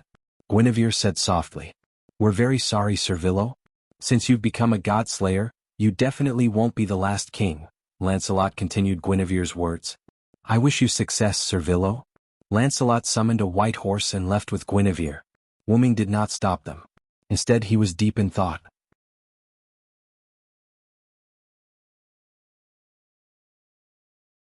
Chapter 184. Wu Ming stood on the spot and pondered. It was only when Liliana, who was blown away, came back to Wu Ming that Wu Ming reacted. My king, are you all right? Liliana asked worriedly. Although Liliana was puzzled when Wu Ming attacked the forest, she saw a figure dodging Wu Ming's attack the moment she was blown away. Liliana was worried that Wu Ming was affected by an unknown mysterious person. That was why she was so worried. After all, he was the king. I'm fine. After Wu Ming came back to his senses, he remembered something. He had not yet asked what Perseus's authority was. He shook his head regretfully. Then, let's restore this place to its original state, Wu Ming said as he reached his hand into the golden ripple. Then, Wu Ming took out the item that was used to restore the land and buildings. As mana was transported into the item, the damaged land and buildings began to recover. Liliana looked at the scene in surprise and made a strange sound. After restoring all the damaged land to its original state, Wu Ming looked at Liliana. Let's go. Bring me to the Bronze Cross and Black Cross stronghold to sleep. Damn it, I'm exhausted after fighting in the middle of the night. Wu Ming stretched and yawned. Yeah. Liliana seemed to have thought of something and her young face blushed. As if she had made a big decision, Liliana blushed and looked at Wu Ming solemnly. I understand. If I can appease the king's anger then I can. At the end of her sentence, Liliana's voice was completely inaudible. Wu Ming looked strangely at Liliana, who had turned into a mosquito coil with smoke coming out of her head. Then he knocked on her head. All right, bring me to the Bronze Cross stronghold first. Yes. Wu Ming left with Liliana. After a while, Guinevere and Lancelot returned. Uncle, why are you avoiding Sir Villo? Also, I haven't told Lord Wu Ming about the arrowhead disc absorbing Perseus's authority. Guinevere held a stone disc in his hand. There was a special sword-shaped text on it. Guinevere looked at Lancelot, who was hugging him, in confusion. That's right, Wu Ming didn't obtain authority after killing Perseus because of the stone disc in Guinevere's hand. That was the treasure of the last king. It had the ability to absorb and use the power of steel. Moreover, Lancelot was indeed avoiding Wu Ming. This was something that Wu Ming could see. My beloved daughter, since Mr. Villo has become a god slayer, he is our enemy. Lancelot's helmeted eyes glowed red. Enemy? Guinevere found it hard to accept. Guinevere, who had lost most of his memories, felt incomparably blessed when he was able to recall Varro-Cyrus Eddy. The gods of this world had multiple identities. Although the Guinevere of this world wasn't completely Guinevere, he still had memories of his time as Guinevere. Guinevere's eyes were a little wet when he remembered what he had experienced with his personal knight, Villo Thranst. However, it was Guinevere's lifelong wish to find and unseal the last king. I understand, uncle. Although Guinevere seemed to be in pain, he still decided to treat Wu Ming as an enemy. Lancelot nodded. After a while, Guinevere sighed and looked at Lancelot behind him. Guinevere smiled and said, Actually, uncle, you are the one suffering the most. Lancelot's body trembled and his hands clenched into fists. People always thought that the person Lancelot respected and admired the most was King Arthur. But in reality, the person Lancelot respected and admired the most was King Arthur's first knight, Villo Thranst. Guinevere looked at Lancelot with a pained expression and continued. Because of the relationship between Villo and Guinevere, after Villo was sealed as the demonic dragon, Lancelot volunteered to be Guinevere's personal knight and protect the person he respected the most. Just like that, Lancelot became Guinevere's guardian and appeared on the ground as the shadow of God, until today when he met that lord again. Lancelot was silent for a moment before he spoke. I'm protecting you because you are the prerequisite to finding the last king. There is no other reason. I'm a little weak now, so I'll return to your shadow. Then Lancelot and the white horse turned into a black shadow and merged into Guinevere's shadow. You're not frank at all, uncle. Guinevere smiled. Next, it's Monarch Ape in the easternmost land. Dark clouds covered the moon and darkness shrouded the land. A moment later, the wind blew away the dark clouds and Guinevere was long gone. The next day, although Wu Ming slept very late last night, he still woke up early. When he walked out of the room that Liliana prepared for Wu Ming at the Bronze Black Cross last night, he heard a pleasant female voice. Lord Wu Ming, you're up. Do you need me to prepare breakfast? A girl in a maid uniform asked Wu Ming. Hearing that, Wu Ming looked at the girl. Her long green hair flowed naturally behind her back and her face was filled with a sly smile, from Wu Ming's perspective. I remember your name is Karen, right? Wu Ming asked. Yes, it's my honor to be remembered by Lord Wu Ming. The girl named Karen bowed and replied with a smile. Then I'll have to trouble you to prepare breakfast for me, Wu Ming said. Your breakfast has been prepared by Miss Liliana. Please come with me. With that, Karen pointed forward with both hands and motioned for Wu Ming to go first. Wu Ming shrugged and walked forward. Karen followed behind Wu Ming with a smile on her face. Glancing at the maid, Wu Ming could not help but think of last night. After Liliana brought Wu Ming to the Bronze Black Cross's stronghold in Naples, Liliana personally prepared a room for Wu Ming. Karen was also there at that time and Liliana introduced her to Wu Ming. Then, after Wu Ming entered the room, Liliana walked in pajamas after a short while. Looking at the blushing Liliana, Wu Ming shook his head and asked for the reason. In the end, because of Liliana's fantasy and the instigation and bewitching words of the maid named Karen, Liliana thought that she had to serve Wu Ming in bed to appease his anger. After being lectured by Wu Ming for a while, Liliana ran out of the room with a blush. You won't even let go of your master. You really are a little devil, Wu Ming said casually. Thank you for the compliment, Lord Wu Ming. Karen smiled and thanked Wu Ming. Soon Wu Ming arrived at the dining room.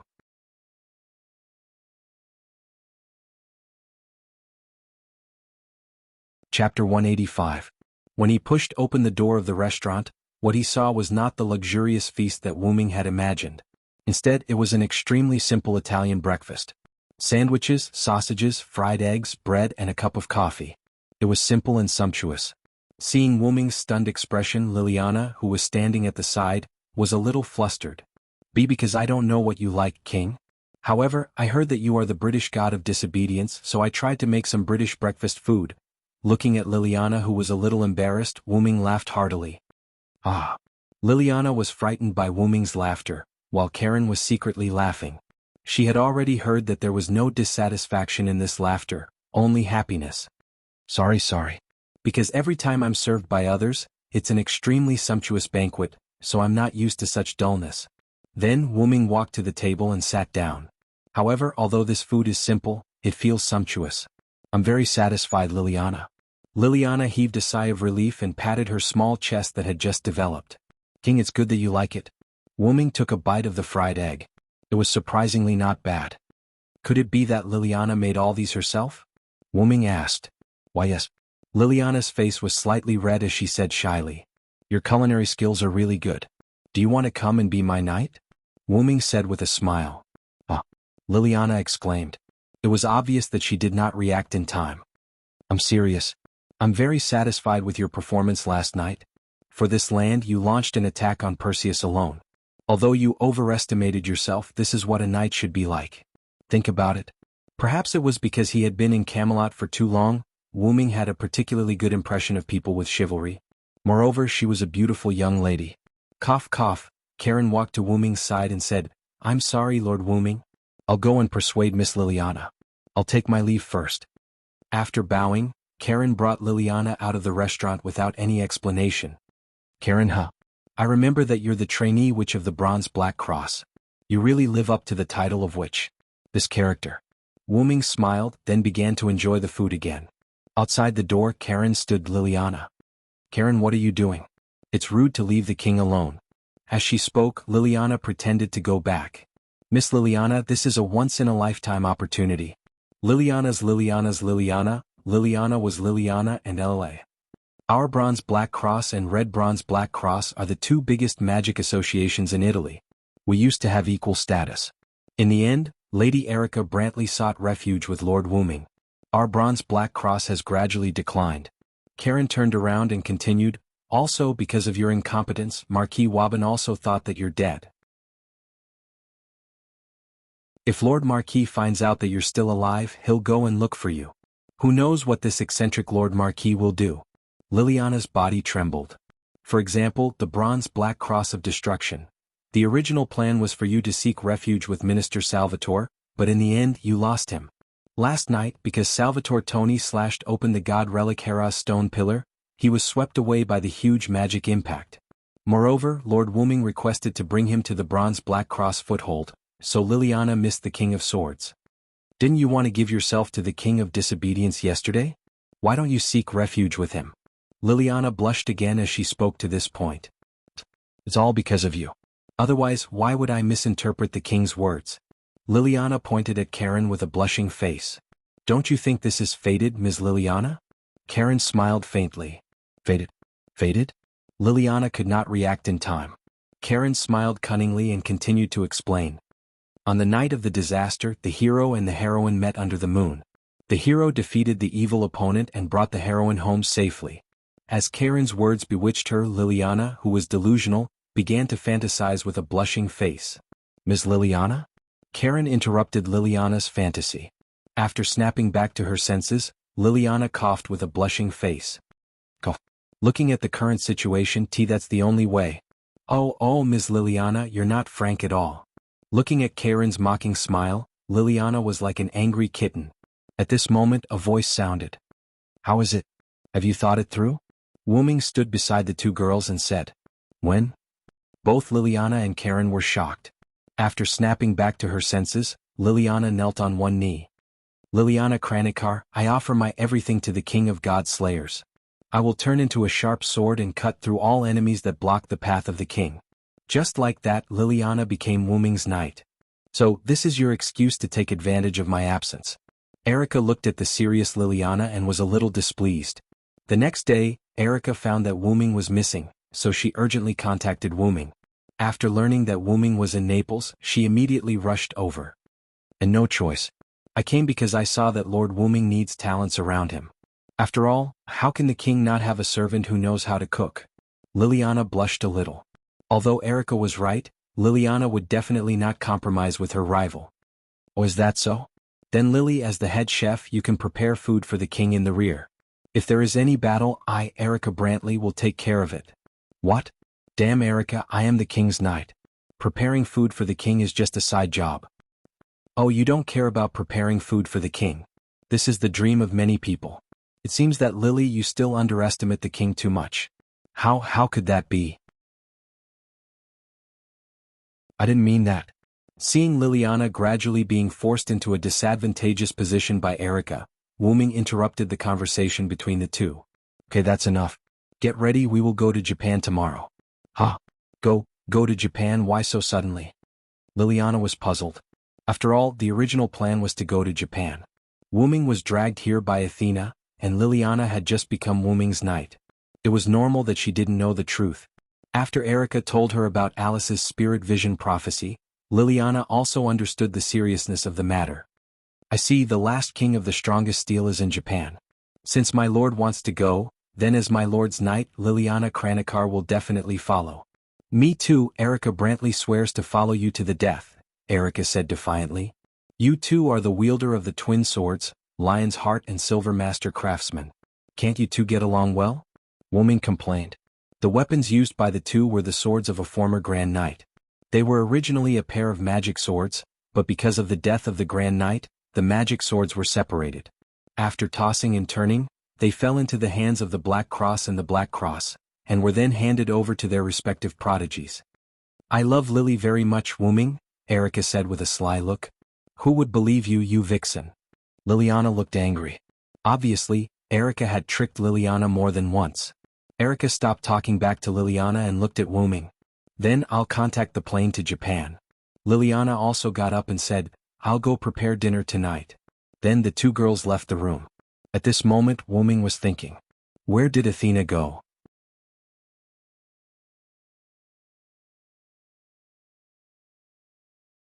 Chapter 186. Wuming remembered Athena, who started the whole thing. If it weren't for Athena, Wuming wouldn't have come to Naples. It wasn't Athena's fault. Ever since Wuming learned about his identity as the god of disobedience, Wuming had a special fondness for dragon snake and steel. Fortunately, Wuming could still control himself. The problem was that Athena was gone. It was like the banquet was over and the host left first. I always feel like you're thinking about something bad. Suddenly, Athena's voice sounded behind Wuming. Wuming turned his head and the first thing he saw was the child's body. Athena, where have you been? Wuming touched Athena's head. Then Wuming smelled blood on Athena's body. What happened? Did someone hurt you? Wuming frowned and asked Athena with concern. Oh, you're really bold, Villo. Do you think you can touch the goddess like this just because you're a dragon snake incarnation? Athena narrowed her eyes and looked at Wuming with a puzzled look. In short, let's heal first. Saying this, Wuming squatted down and activated his magician avatar. With the power of my words, remove all pain. Wuming's body began to glow. Then Wuming approached Athena. I'll heal you now. Just when Wuming was about to touch Athena's forehead with his forehead, Athena suddenly stepped forward and kissed Wuming. Wuming, who didn't expect Athena to kiss him, was a little stunned and stood there in a daze. After a brief kiss, Athena let go of Wuming's lips. Why didn't you heal me? Athena looked at Wuming with her big obsidian eyes. At this time, Wuming reacted. I forgot. Wuming smiled awkwardly. Then that was your reward for defeating Perseus. Let's do it again. This time it's healing. After that, Athena kissed Wuming again without giving him time to react. Wuming, who was already prepared, activated his magician incarnation's healing ability. Through the kiss, Athena's body began to glow. After healing Athena, when Wuming wanted to separate, Athena hugged Wuming's head. Wuming was not a pretentious person. Since Athena didn't want to let go, then he'll be happy with it. As the saying goes, life is like that, if you can't resist it then enjoy it. After a French kiss, Athena separated from Wuming. Athena. And Athena separated had a crystal's bloods. Athena sucked hard, and the liquid was sucked into Athena's mouth. This is an extra reward, Athena said calmly. The goddess's reward is really rich. Wuming smiled. Later, Wuming sat on the bed with Athena in his arms.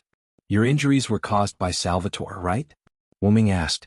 When Wuming treated Athena, Callas detected the residual magic power from the wound. It was Salvatore's magic power. Well, when I was watching the battle, I found another god slayer, so I went to stop him. Athena explained the process to Wuming. After Salvatore was blown away by the magic power generated by Hera's stone pillar, he came to Sardinia. With the idea that he could not miss the battle, Salvatore hurried back to Naples. Originally, when Salvatore noticed that Wuming was fighting with Perseus, he wanted to watch the battle, but Athena came. After knowing that the other party was goddess Athena, Salvatore's fighting spirit was ignited again. So the two fought. As a result, Salvatore, who broke out with fighting spirit, used his full strength. Athena, who still had an incomplete divinity, didn't want to fight with Salvatore. She just wanted to stall him, so she was slashed by Salvatore. Although Athena had slightly healed herself, the compatibility between Salvatore's silver arm the Ripper and Athena was quite bad. Therefore, for the current Athena, the wound caused by Salvatore's slash could not be completely healed. It's just a minor injury. It doesn't matter. Athena was quite calm. Then Athena's nose twitched. You met the god ancestor, right? The god ancestor was the form of the Mother Earth after her fall.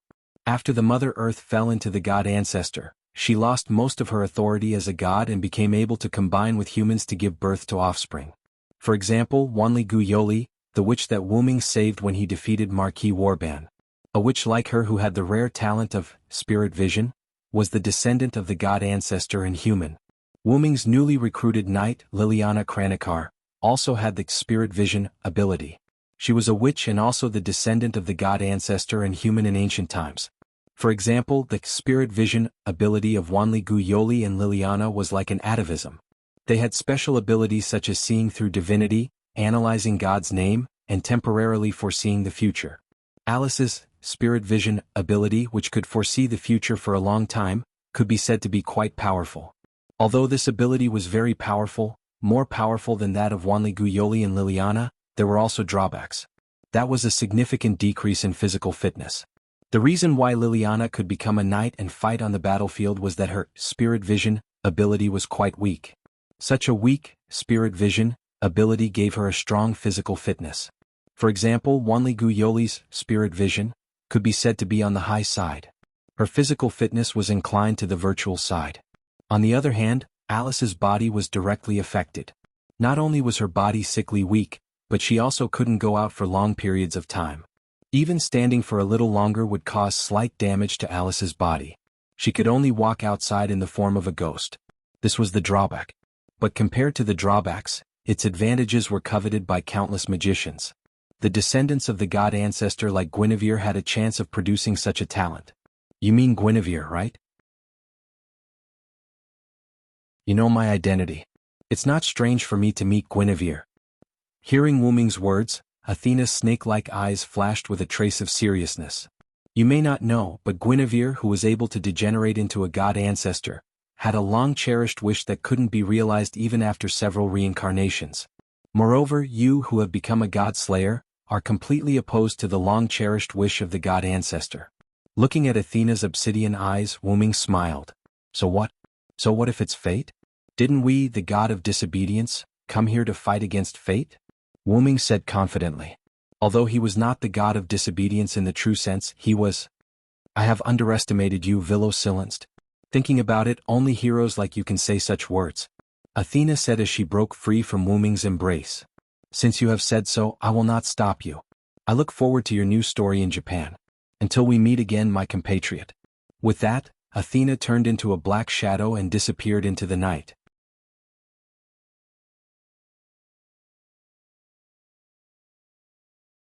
Chapter 187. The next day, Wu Ming boarded the plane that Erica had arranged for him to fly to Japan. In the first-class cabin, Wu Ming sat on the sofa. Across the table, Erica and Liliana sat across from Wu Ming. I have to say, it's a blessing to have Erica here, Wu Ming said comfortably as he looked at the scenery outside the window. Wu Ming said. Although I don't want to admit it, Erica is still the best in this situation, Liliana said with a slightly rosy face. Although I feel that you're saying the same thing about me, I, Erica Brantery, will accept your compliments. Erica had a proud expression. I hate it when you're like this. You're like a vixen who stole meat.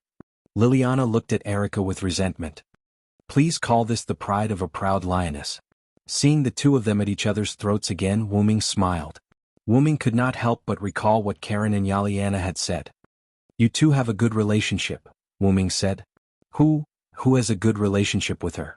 Even the king can't judge his own knight as he wishes, Liliana retorted with a slightly red face. What are you talking about, Lily? We're very close friends. Erica leaned toward Liliana with a joyful expression. Why you don't come over? You rascal. Erica became even more excited and instantly hugged Liliana. Let's be intimate, Lily, wah. Just as Erica and Liliana were fooling around, Wu Ming sensed that something was amiss and frowned. When Erica saw this, she gave up on fooling around with Liliana and looked at the frowning Wu Ming. What's wrong, Wu Ming? Did something happen? Wu Ming stood up and opened the door to the cabin. Erica and Liliana immediately followed him. After exiting, the two of them saw Wu Ming using his holy aura. Its effect was to make everyone on the plane fall into a deep sleep. Then, Wu Ming took off the golden dragon horn on his head and gave it to Erica. I've temporarily controlled the entire plane with my magic. Go to the captain's room immediately. She's my subordinate god. Kalis will tell you how to control the plane. After controlling the plane, fly according to the route provided by Kalis. Miss Erica, Miss Liliana, nice to meet you. As a versatile magic accessory, Kalis' database contained all the methods to use modern machinery. This was something that Kalis herself had requested, and it seemed that Kalis was more interested in these things. Nice to meet you, Liliana replied politely. Erica nodded and looked at Wu Ming. Is there a new god of disobedience? Well, and it's the god of steel. It seems that I triggered it, Wu Ming said carefully. It was just like the heroic spirit summoning in the M-Moon world, which required a holy relic to summon a specific heroic spirit. The same was true for the appearance of the god of disobedience in this world. Wu Ming's divinity as draconic snake attracted the god of steel. It seems that I have to cast some concealment magic on myself in the future. Otherwise, it would be too conspicuous for a god of disobedience to appear in a place. Wu Ming, Sama, you have to be careful. The god of steel has a restraining effect on you. You must not be careless.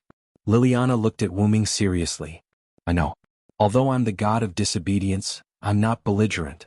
If I can't win, I'll still run. After that, Wu Ming, who walked to the cabin door, opened it and flew out of the cabin. Let's hurry to the captain's room. Liliana nodded, and then the two of them went to the captain's room. Outside the plane, the whole plane was stuck in time, and Wu Ming used magic to control it to float in the sky. Compared to being a magician, Wu Ming preferred to be a fighter. That was why Wu Ming had been using all sorts of methods to fly, including magic and items. However, people will also improve. Wu Ming once tried to fly with magic wrapped around his whole body. Although it was a bit awkward, it was still acceptable. Now Wu Ming was flying in that way. After noticing that the plane, which had lost control, regained power, Wu Ming removed the outer layer of magic that made the plane stagnate, and the plane began to fly again. After the plane was almost gone, Wu Ming turned his head and looked somewhere in the clouds. I'm the strongest to catch all the victors. Humans and demons, all enemies to defeat all hostile people. So, I'll break all the enemies in front of me. After using the magic-activated spirit of speech, Wu Ming's eyes were full of fighting spirit. It's time to come out. Don't let me think that you're afraid of me, unknown god of steel, Wu Ming provoked. And just as expected, the god of steel spoke at once at those words. You really dare to say that, a mere dragon snake, see if I don't pull out your tendons. A rather delicate voice was heard. As the voice finished speaking, a pillar of fire flew out from the clouds and shot toward Wu Ming. I will deny the sky, deny the earth, the storm destroys everything, the shower covers everything, I will make everything in the world bow down to me with this supreme divine power. As the spirit of speech chanted on the stone plate in Wu Ming's heart, the long needle pointed to the direction of 4 o'clock, and the stone plate that was engraved with a storm lit up. Wu Ming raised his hand, and a strong storm burst out from Wu Ming's hand. With the supply of powerful magic from Wu Ming, the pillar of fire that was heading toward Wu Ming was blown away. The storm that blew away the pillar of fire rushed toward the clouds. Whoosh!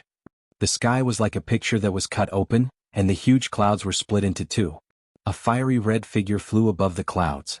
This guy, your ability to control the wind is the strongest I've ever seen. Wu Ming looked at the figure. Red silk, a golden diamond ring, and a flaming undying wheel. He was dressed in red and had 2 pigtails on his head. He held a fire-tipped spear in his hand and he was as small as a child. Seeing this scene, Wu Ming narrowed his eyes.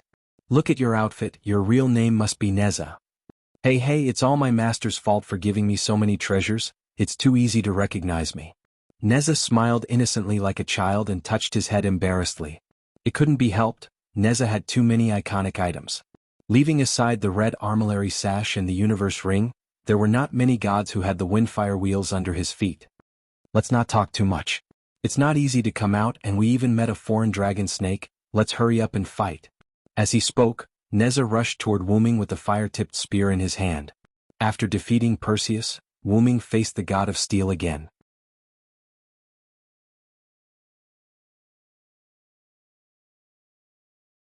Chapter 188. Wu Ming immediately took out the meteor silver and faced Neza, who was rushing over. The storm condensed on the blade of the meteor silver. With Wu Ming's swing, the sword of the storm was swung out heavily. Dong! Neza was sent flying by the pressure of the storm. Haha, fun, really fun. Although Neza was sent flying, he didn't suffer much damage. Instead, he laughed happily. Wu Ming secretly began to think about Neza's background. Neza was an ancient mythical figure in China, the guardian of Taoism. Neza's religion flourished in Taoism and folk beliefs. In Taoism, his titles were Marshal of the Middle Altar, Grand Tutor of Heaven, Illustrious General, and Great God of the Three Altars.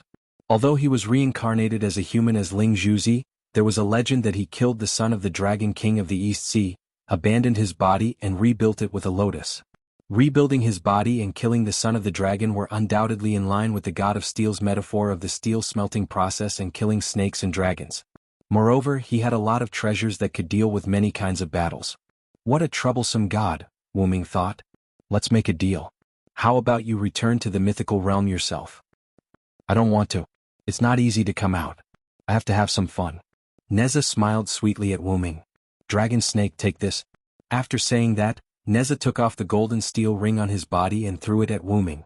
Feeling the murderous intent from the golden steel ring, Wu Ming held the sword with both hands.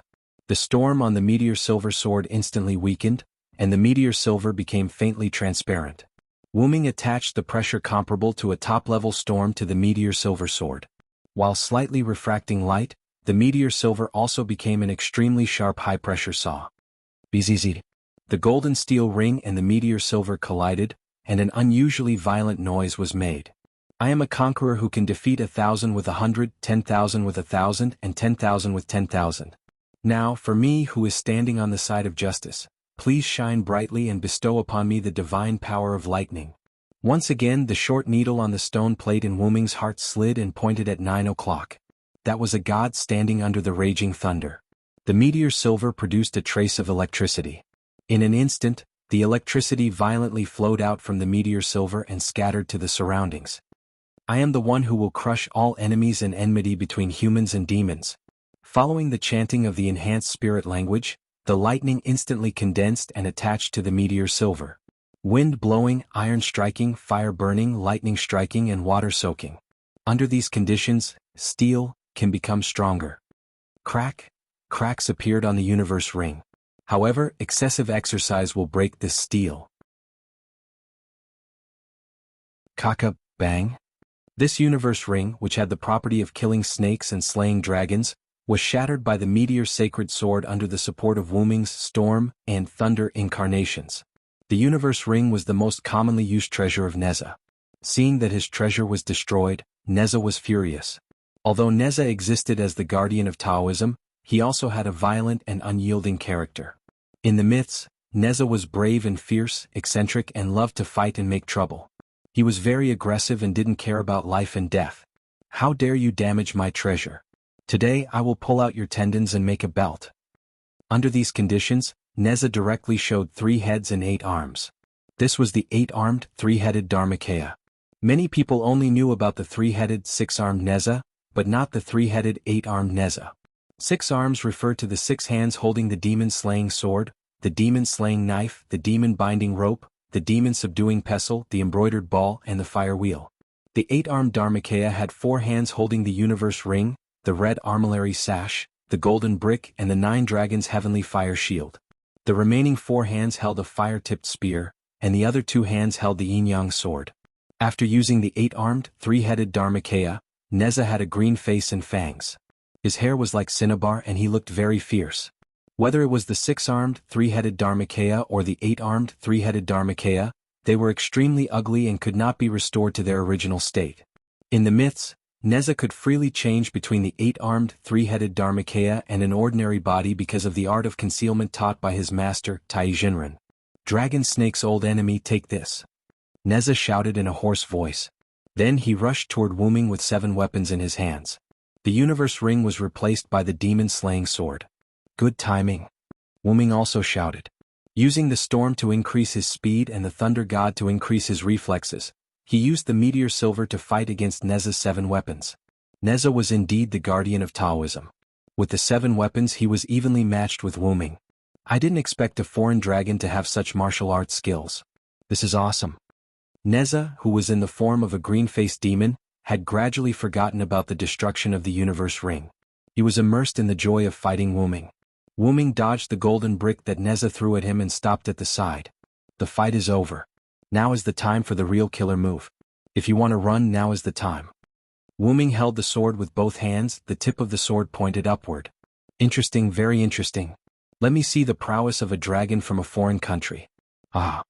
Neza shouted.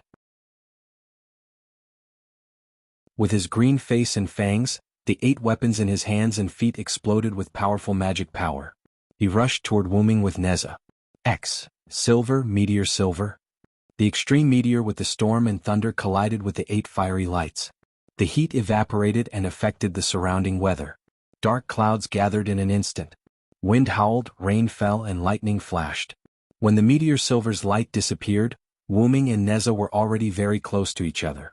In the end, it was the impact of Neza's 8 weapons that broke through Wuming's meteor silver. But, clatter, the sound of chains sliding could be heard. Damn it, it's a weapon against gods. Neza struggled with his green face and fangs. Wuming's slightly battered figure floated in front of Neza. He reached out a hand and there was a golden ripple in front of his hand. The golden chains wrapped around Wu Ming's hand entered the golden ripple in front of him. A few ripples appeared around Neza, and a few heavenly chains extended from them. They bound Neza's body and limbs, restraining him. Wu Ming had expected that the meteor silver would not work on Neza. It was just an illusion on the surface. Wu Ming had already asked Enkidu to be prepared. When Neza broke through the meteor silver's light, the chains would immediately bind him. Even if it's a weapon against gods, my fire-tipped spear can break it, Neza said as he prepared to attack with his fire-tipped spear. At this moment Wu Ming moved. He moved his hand with the heavenly chains and a few more ripples appeared. A few golden heavenly chains immediately flew out and bound Neza's weapons, including the wind-fire wheels and the other 8 divine weapons. "You're a general now, aren't you, Neza?" Wu Ming said with a smile. "Damn it," Neza said viciously. Then he deactivated his 8-armed, 3-headed avatar. "Since I've lost, you can do whatever you want to me." Although Neza was bold and daring since he was born, he was also a man who dared to do what he wanted. He dared to love and hate, and he was soft on the outside but tough on the inside. To him, a loss was a loss. He had no intention of quibbling about it. "If you can return to the myth by yourself, I won't have to do anything," Wu Ming said tiredly. Neza was puzzled. "You're really strange. Although I don't know what you are, I can still sense that you're a god slayer. Won't you be able to increase your power if you kill me?" This was because Wu Ming did not have high aspirations for authority. In his opinion, having enough power was enough. Too much power would only lead to drawbacks. "It's none of your business. Do you know the myth or not?" Wu Ming stared at Neza fiercely. Neza rolled his eyes as if he had thought of something. Then he said firmly, "I refuse." Wu Ming shook his head regretfully. "Then goodbye, Neza. Pucci."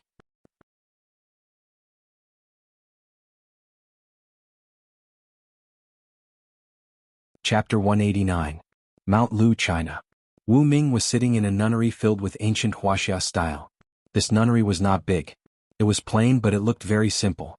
A teacup was placed in front of Wu Ming. It was filled with fragrant tea. Even though Wu Ming had never tasted it before, he could tell that the tea was expensive. A young man stood beside Wu Ming. His name was Lu Yinghua, right? "Your master hasn't come out yet?" Wu Ming asked the handsome young man. "I'm sorry, Lord Wu Ming.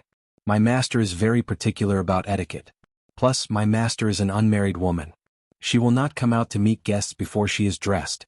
The young man who Wu Ming called Lu Yinghua was very kind. He answered Wu Ming's questions in a gentle voice. "Fine, I'll wait a little longer." Wu Ming shook his head helplessly. He picked up the cup of tea in front of him and tasted it again. "By the way, can't you sit up and talk?" Wu Ming looked at Lu Yinghua strangely. Wu Ming said that because Lu Yinghua was kneeling on the ground in a kneeling posture. "No, Lord Wu Ming, you are on the same level as my master. Lu Yinghua will not dare to be presumptuous in front of you. Otherwise, my master will punish me for insulting the king. Do as you wish." Wu Ming gave up. Why did Wu Ming come to Mount Lu in China?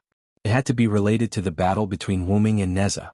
Wu Ming's dragon snake attribute attracted the god of disobedience, Neza. At that time, the plane that Wu Ming was on happened to be in China. Wu Ming and Neza fought in China, so it must have attracted the attention of the Chinese arcane masters. When Arcane Master Feng noticed the appearance of a disobedient god, he immediately reported it to the Huaxia god slayer, Wuxia King Luo Hao. According to Wu Ming's understanding, China's Wuxia King Luo Hao was one of the only 7 god slayers in the world. He was the leader of China's Wulin Alliance, the leader of China's 5 Hells sect, Jiangnan's Wuxia King, and the pinnacle of martial arts. According to the records, it had been more than 200 years since he killed a god. Marquis Warban and Hierarch Luo Hao were the earliest god slayers and were mortal enemies. Before he killed the god, he was a martial arts genius. He had mastered a large number of martial arts and was good at Qinggong. After becoming a god slayer, he created his own ultimate skill, the 12 Flying Phoenix Divine Palms. 30% of the Chinese Fang Shen masters obeyed Luo Hao. However, Wu Ming did not know what Luo Hao looked like. Luo Hao had a rule that anyone who saw his appearance had to dig out their own eyes. Anyone who heard his voice had to destroy their own ears. As expected of a demon who could be compared to Marquis Warban. Wu Ming thought to himself. Although Wu Ming didn't reject such a person, Wu Ming really didn't want to have any dealings with such a person for the time being. Wu Ming really didn't want to have anything to do with such a person. Alright, it was actually Wu Ming who was getting impatient.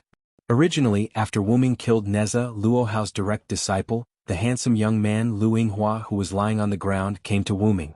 Wu Ming still remembered Lu Yinghua's speech at that time. The disobedient king of heaven and earth will live as long as the heavens and earth and will never be destroyed. Your might is infinite, your wisdom and mercy will shine across the world. Stop right there, Wu Ming immediately interrupted him. Then after a self-introduction Lu Yinghua brought Wu Ming to Mount Lu. Wu Ming did not want to come but Lu Yinghua said, "My master wants to see you." Wu Ming followed Lu Yinghua here with the thought that since he was causing trouble in someone else's territory, he should at least meet the master. When is that cult master Luo Hao going to come? Just as Wu Ming was complaining in his heart, Lu Yinghua suddenly shouted somewhere in front of him. The wise and brave sacred cult master's famous name will live as long as the heavens and earth and will never be destroyed. Your might is infinite, your wisdom and mercy will shine across the world. Disciple Lu Yinghua wishes master a long life. Just as he finished speaking, a beautiful girl of about 17 or 18 years old appeared in front of Lu Yinghua. She had a beautiful face and beautiful black hair that was as black as silk. It was braided into 3 braids. The girl was wearing a white Han Chinese dress that was similar to a Qi-style uniform. She put on a green blouse with long sleeves and a long skirt, and an elegant lower garment that looked like a long skirt. Because it was a right-style dress, it looked a little like a kimono. It was hard to imagine that cult master Luo Hao, who had lived for over 200 years, would actually be such a beautiful and tender girl. He's just like a master. Wu Ming thought of Ska. The moment she came, the girl opened her mouth. Even though she had lived for over 200 years, Luo Hao's voice was still gentle and pleasant to the ears like a 16-year-old girl. I don't remember letting you entertain the king of disobedience who is also a king. However, the girl's next action made Wu Ming's eyes drop. Luo Hao seemed to have seen the slight impatience on Wu Ming's face and thought that her disciple had not taken good care of him. She then sent a palm strike at Lu Yinghua. BFFF. Lu Yinghua screamed miserably as he was sent flying by Luo Hao. Lu Yinghua flew backward and spat out a mouthful of blood. He then collapsed on the ground and lost consciousness. Go to the back of the mountain and reflect on your mistakes for 7 days, Luo Hao said indifferently. The corpse-like Lu Yinghua suddenly got up and wiped the blood from the corner of his mouth. He then knelt on one knee and saluted Luo Hao. Thank you, master. He then ran away. Wu Ming raised his eyebrows and then stretched out his hands to massage his temples. As expected of an older generation god slayer. Just like what the picture said, she's an extremely strange person, just like Marquis Woban. Wu Ming's heart was about to break down. After all, this beautiful and quiet girl was actually a queen who killed without batting an eyelid. This contrast made Wu Ming unable to react. King of disobedience from a foreign country, I welcome you to Wuxia. Luo Hao smiled. I've heard of your deeds. As a god of disobedience you became a god slayer. Although this is the first time this has happened, it's not unacceptable. I just checked the information sent by the arcane masters. You killed 2 gods of disobedience in Italy's Sardinia and defeated the King of Swords. You defeated my old enemy Woban in England. Then you killed Perseus in Naples. And just now you killed our mythical Neza. From your performance, I can see that you've chosen to protect humans instead of disobeying them. This qualifies you to be a king. But before Wu Ming could say anything, Luo Hao's tone changed. You attracted a god slayer in Wuxia and killed him. This is a little too disrespectful of me. Wu Ming looked at Luo Hao strangely. Then Wu Ming spoke. Then do you want to fight? Boom! It was a sunny day but suddenly there was a muffled thunder outside. Well, it was Wu Ming's thunder god incarnation. Then let me experience the skills of the king of disobedience from a foreign country. At this moment, Wu Ming only had one thought. Sure enough, god slayers were a bunch of violent maniacs.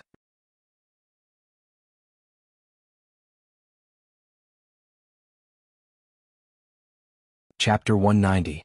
In the wilderness, Wu Ming and Luo Hao stood opposite each other. This was Wu Ming's relic, the staff of Anziergen, the 8th level of Nasarik's underground tomb, the wilderness. Previously, Wu Ming had said that he had an inherent enchantment and that he wanted to fight inside. At that time, Luo Hao had even mocked Wu Ming for being considerate of the living beings and plants of Mount Lu. Furthermore, it was a taboo for a soldier to go deep into enemy territory alone. Luo Hao naturally wouldn't make such a mistake. However, Wu Ming used one sentence to change Luo Hao's mind. If you're afraid, then forget it. I'm the leader of the sect of 5 purgatories, the king of martial arts in Jiangnan. How could I be afraid of you? With this thought in mind, Luo Hao accepted Wu Ming's suggestion and came to the wilderness of the 8th level of Nasaric. Looking at the slim and graceful Luo Hao standing not far away, Wu Ming shook his head with a smile. As expected, the god slayers were all simple-minded people. Whether it was Salvatore, Vauban, or Luo Hao, which one of them was not particularly easy to deal with in some way. King of disobedience, are you laughing at me? Seeing Wu Ming smile, Luo Hao thought that Wu Ming was laughing at her because of her hesitation before entering Wu Ming's inherent enchantment. Wu Ming shook his head. How could that be? Lord Hierarch, I was just thinking that you're also a cute guy. However, this angered Luo Hao once again. You have humiliated me again and again. Even if we are both kings, you cannot blame me for being so presumptuous. Finished speaking, Luo Hao started chanting. War in the south of the city, death in the north of the country, death in the wild does not bury the crow to eat. For my sake I call the crow, and for the guest hero. This was the power that Luo Hao had seized after killing the 2 Buddhist benevolent kings of Aqua, the secret Buddha king and the Narayan Janjun king. As Luo Hao chanted, golden particles appeared around her. Luo Hao called this power Vajra divine art, and the sage parliament called it the power. The golden particles attached to Luo Hao's body. In an instant Luo Hao stomped on the ground, and the ground cracked like a spider web. Luo Hao then rushed towards Wu Ming. Just in time. Wu Ming also used his speech spirit when he saw this. I am the strongest and I hold all victory in my hands. Be it human or demon, I am a person who can defeat all enemies, and I will defeat any enemy that stands in my way. Giants with unparalleled godly power, please help me. As the words were spoken, the long needle on the stone plate in Wu Ming's heart pointed to 2 o'clock, and the giant stone carving lit up. Wu Ming's entire body emitted a golden light. Similarly, he also shot towards Luo Hao, who was charging over. Then the 2 of them clashed, one with a fist and the other with a palm. Boom. Their fists collided and the resulting shockwave shattered the ground around them. Just like the first time, Miko-sama and Luo Hao started attacking each other with their fists and palms, releasing a large amount of mana. Chi. Wu Ming retreated, his legs leaving 2 scratches on the ground, leaving an ear-piercing sound. Wu Ming moved the place that was attacked by Luo Hao and grinned.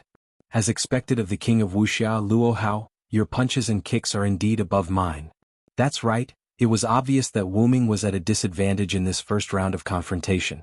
Because Luo Hao had 1-inch punch, the huge palm force was like a picture. Wu Ming's defense was nothing, and the damage was directly transmitted to Wu Ming's internal organs. Although Wu Ming was not seriously injured, the damage was not small. Don't belittle yourself. What I just used is my exclusive 12 Flying Phoenix Divine Palm. You can still move back and forth freely under my attack, your martial arts is enough to see. Although Luo Hao had the upper hand, she also suffered some losses. Wu Ming's fists, which contained the strength of a giant, knocked her down a few times, but Luo Hao's great strength Vajra divine art not only increased her strength, but also increased her defense. Therefore, although the giant incarnation with the supreme divine power attacked Luo Hao, because of the strong Vajra divine art's defense, Luo Hao only suffered a light injury compared to Wu Ming. Wu Ming smiled arrogantly. Then let's start the second round. After that, Wu Ming disappeared. Luo Hao's eyes suddenly shrank, and she quickly turned around and attacked somewhere. Boom! Luo Hao was hit hard by Wu Ming. Wu Ming, who lifted his lightning speed, stood in the place where Luo Hao stood before. Wu Ming just used the power of the phoenix. The reason why he didn't chant the spell was because of the short pointer on the stone plate in Wu Ming's heart. Now Wu Ming understood why he had 2 pointers. The long and short pointers didn't just mean that Wu Ming could use the power of 2 avatars at the same time, these 2 pointers also had other uses. Wu Ming found that as long as the short pointer pointed to the authority, Wu Ming could instantly use it without chanting any spell. But the instant was just like the literal meaning of the picture, only a few short seconds. Just now, on Wu Ming's heart stone plate, the short pointer pointed to the phoenix stone plate. In an instant, the short pointer emitted a golden light, and the phoenix stone plate instantly became super bright. Then Wu Ming entered the state of lightning speed. Now the stone short pointer had become red, as if the picture was overloaded. But after a few seconds, the short pointer returned to its original stone color. It can be said that the short pointer can make the avatar instantly burst. Although this power can only be used for a few seconds, in a fight between experts, the outcome can be decided in a breath. And the cooldown time is only a few seconds. To put it simply, the cooldown time of this skill is super short. Before becoming Wuming's noble phantasm, there were all kinds of restrictions. Before using it, various conditions must be unlocked. But now, after becoming Wuming's noble phantasm's 12 avatars, not only did it have no restrictions, it could be used at will, and its power could be compared to any independent authority. Wuming's 12 avatars required chanting, which was a drawback. But with the short pointer's instantaneous burst ability, and the cooldown time was only a few seconds, it could be said that the 12 avatars was already a near-perfect authority. Luo Hao gently removed the force and gracefully landed on the ground. Wiping the blood from the corner of her mouth, Luo Hao smiled. Attacking with speed when I'm at a disadvantage is a wise choice. Wuming did not belittle himself just because he attacked Luo Hao. The moment before he attacked Luo Hao captured his high-speed movement. It can be said that basically as long as one is a warrior, they can capture high-speed movements, especially people who are fighting on the battlefield. For example, Wuming saw Lancelot before. As a military god, Lancelot can naturally capture high-speed moving objects. Neza should also be able to, but that is before he enters the state of 8-armed, 3-headed Dharmakaya.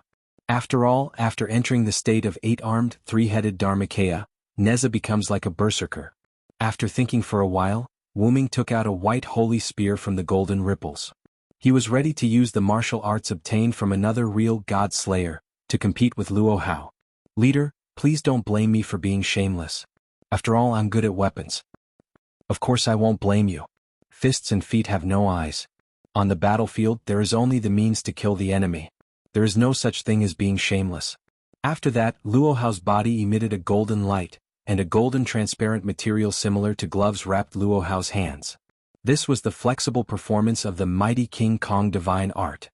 If the previous Mighty King Kong Divine Art was used as a defense, now it was used as a weapon. The golden particles turned into gloves, which was better suited for hand-to-hand combat. Coming. Wuming shouted and rushed toward Luo Hao with his spear.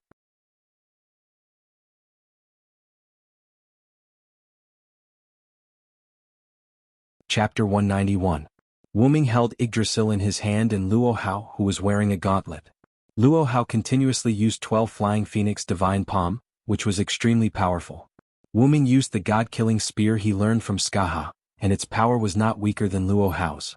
The two of them didn't care about their magical power consumption, and the magical power they released was comparable to the magic release skill. Coupled with the fact that both of them were god slayers, Wuming and Luo Hao could be said to have lost their minds. No, that was not accurate. It should be said that they lost their cool. When the two of them almost calmed down, the two of them found that Wuming's barrier was full of holes. As for Wuming and Luo Hao, it could be said that they were being honest with each other. Their clothes were almost completely tattered. Wuming and Luo Hao both blushed. Luo Hao was a traditional Chinese woman. She quickly turned around to cover her delicate body. As her figure flickered, a new Han Chinese dress was put on Luo Hao's body. Wuming also took out a set of clothes from the golden ripple and put it on. Luo Hao turned around, her slightly red cheeks, and the fluttering silk made Luo Hao look like a fairy, which made Wuming look at her. I didn't expect your spear technique to be so powerful. Judging from your moves, you must have learned from a famous master. Luo Hao said to cover up her embarrassment. Thank you for the compliment. Sect leader is indeed the king of Wuxia. Wuming also followed Luo Hao's meaning, ignoring the embarrassment between the two of them just now. My master is Skaha and I can use swords, spears and halberds freely. My master asked her to teach me this set of spear technique, and now I have my own rhythm. Of course, learning couldn't just copy without making progress. The reason why the student surpassed the master was that the disciple understood deeper things from what the master taught. Speaking of Skaha, Luo Hao was interested. Could it be that queen of the demonic realm, Skaha, who has killed countless gods? Yes, but my master is best at spear and I am best at sword. Wuming put Yggdrasil back into the golden ripple and took out meteor silver from it. Luo Hao's eyes narrowed slightly. Could this be the other meteor sword, Silver, that could rival the legendary Excalibur? Yes. Later, seeing that Luo Hao seemed to know a lot about meteor silver, Wuming asked Luo Hao. Sect leader, am I famous? Luo Hao looked at Wuming and fell into silence. After a while, Rosenza's looked, Luo looked, Sans looks. The reason why Wuming asked this question was that he wanted to know what kind of myths were related to him in this world. For some reason, Wuming didn't find any records about himself in the myths and legends of King Arthur. Even if there were, they were all minor details and the content was not complete. The records about King Arthur and even the records about the Night Villa were vague. The only thing he found was the official history that was slightly more credible. Wu Ming and Luo Hao sat opposite each other. Looking at Luo Hao, who was pouring tea for him, Wu Ming was a little surprised. Looking at it now, Luo Hao looks like a beautiful and quiet girl. It's impossible to connect her with the fierce person who fought so fiercely with me in the 8th layer of the wilderness. For some reason, Luo Hao's attitude toward Wu Ming changed a little since they came out of the enchantment. Whether it was her tone, attitude, or behavior, it was much more intimate. Please. Luo Hao smiled and placed the teacup in front of Wu Ming. Wu Ming picked up the teacup and took a sip. Then Wu Ming looked at Luo Hao and waited for her to explain the problem. Luo Hao also poured herself a cup of tea and began to tell the story. Ming, as the god of disobedience, became the god slayer. Because of this, he gained the support of humans and was worshipped as a king. Although Wu Ming wasn't used to Luo Hao calling him Ming, he didn't say anything. Although Ming has always called himself Wu Ming, Ming's real name was revealed during the battle with Woban. Villo there answered, King Arthur's strongest knight, King Arthur's mentor, and a good friend of the great magician Merlin. Wu Ming nodded in his heart. Luo Hao was right. No matter which sentence it was, in some sense it was correct in this world. But Luo Hao looked at Wu Ming seriously. Wu Ming also looked at Luo Hao's pretty face. Although I don't know why Ming's words and actions don't resemble ancient people at all. Instead, he's somewhat similar to the mortals of today. Luo Hao picked up the teacup again and took a sip. But without a doubt, Ming has attracted the attention of magicians from all over the world. Luo Hao put down the teacup and continued. Because King Arthur's story isn't true. Someone deliberately adapted it. Adapted it? Wu Ming was surprised. After all, this was a big deal. Yes, but I didn't know much about the details. Wu Ming couldn't help but feel a little regretful when Luo Hao said this. Wu Ming already understood why he was so famous. There was a law in this world. Ancient powerful beings were defined as gods by humans and were bound into myths by human curses. As for new myths made up by humans, they would give birth to new gods. Logically speaking, a god like the Villo with a vague record of the myths shouldn't be able to be summoned. But Wu Ming, who used the Villo as his real name, was summoned. Wu Ming had all the information related to the Villo in the myths, such as weapons and skills. It wasn't an exaggeration to say that they were exactly the same. Many people also suspected that Wu Ming wasn't a Villo, but another god with the title of a Villo. Otherwise, why would he call himself Wu Ming and not a Villo? In short, there was a lot of controversy regarding Wu Ming. As a result, all the information about Wu Ming about the Villo had been spread around the world. Even sect leader Luo Hao, who didn't like gossip, knew about Wu Ming. Alright, although it was also because of the information gathering. I don't know the specific situation. In short, Ming is now in existence that everyone knows. After that, Luo Hao picked up the teacup again and began to taste it carefully. Looks like I'll have to ask Alice about this, Wu Ming thought. Thank you, sect leader. Wu Ming thanked Luo Hao. Luo Hao shook her head gently. Just call me Chui Lian. Luo Hao smiled again. Oh, okay, Chui Lian. Wu Ming smiled awkwardly. Wu Ming now felt that this Wuxia King Luo Hao, who was called a demon, wasn't that difficult to get along with. And it was just that the way Ming and Chui Lian were called was a bit awkward. By the way, I will be going to Japan in a few days. At that time, please don't hesitate to teach me. Since we're done talking, I won't send you off. I'll take my leave first. Luo Hao suddenly interrupted Wu Ming's thoughts. After that, Luo Hao used God's limbs and left. As expected, none of the God Slayers are normal. After leaving Lushan, Wu Ming boarded the plane to Japan. Sitting in the private room of the plane, Wu Ming still couldn't forget about Luo Hao. Of course, it didn't mean that Wu Ming fell in love with Luo Hao. She called me over and fought with me when I mentioned it. In the end, she said some strange things to herself.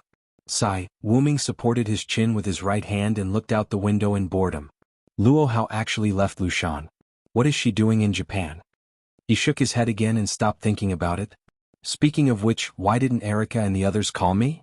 A shattered piece of a mobile phone lay quietly on Mount Lu.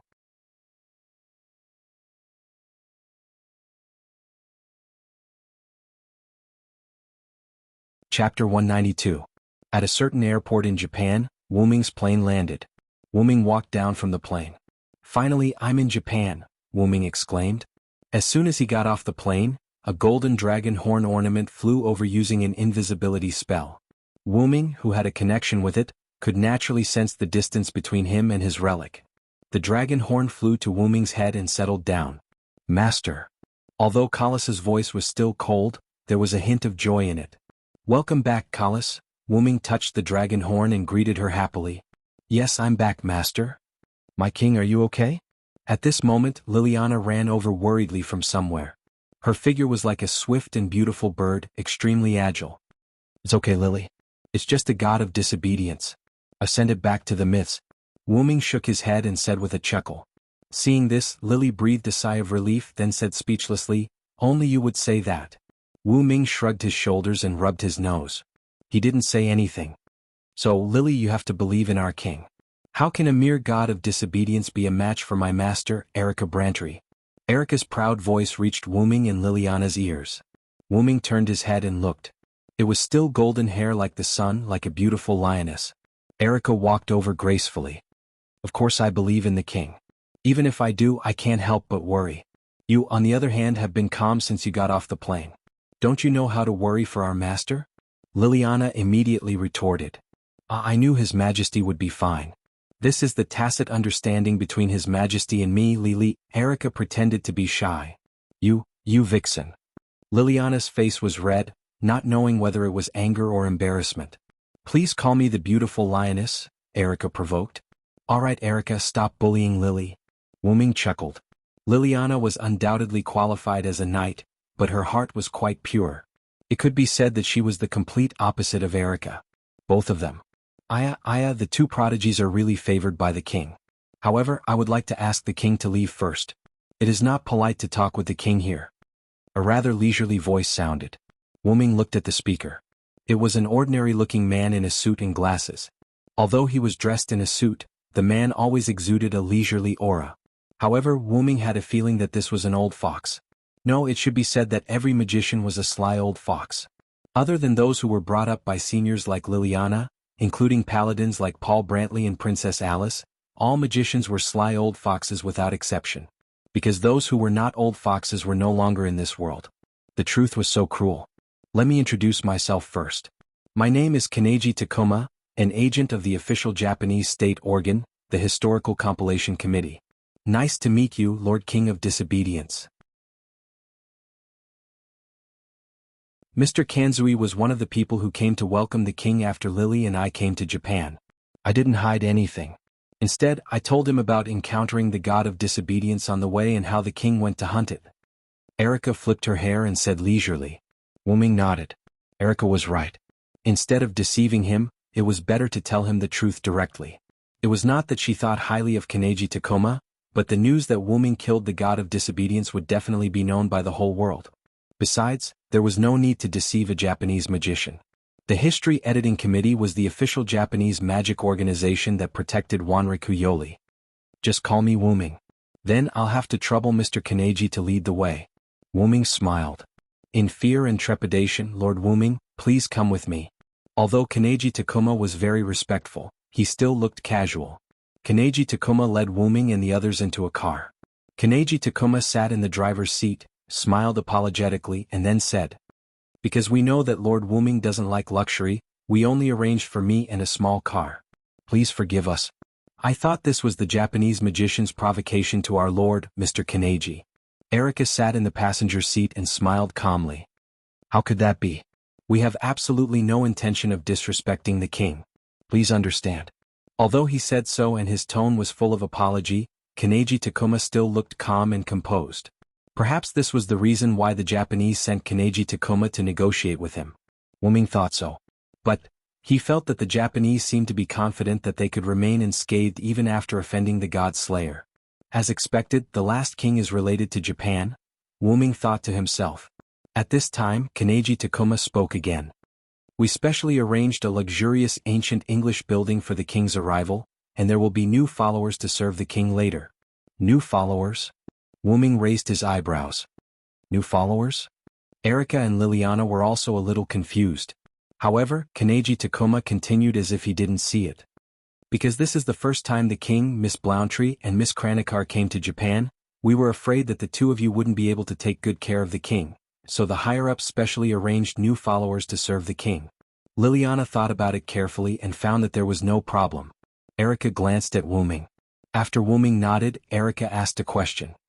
Then what are the number, gender, and function of the new followers? However, Kaneji Takuma smiled. Don't worry, Miss Blountry, there are only 2 followers and they are both women. One of them is someone the king knows. Someone he knows?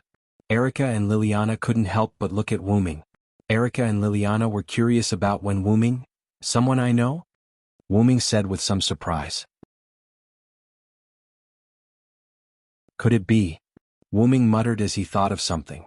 The car stopped in front of a luxurious ancient English mansion. Please come in, I believe the new followers the king knows have arrived. Kaneji Takuma led Wu-Ming and the other 2 into the mansion. A beautiful girl with chestnut-colored hair wearing a white top and green bottom which costume was cleaning the courtyard. As expected, it's you, Wanli Guyoli. Wu-Ming said as if he had expected it. Wanli Guyoli was shocked.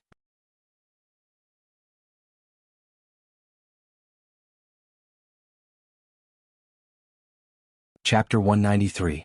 In the living room of the villa. Wu-Ming sat on the sofa while Erica and Liliana stood beside Wu-Ming. Even so, Wanli Guyoli still poured 3 cups of tea.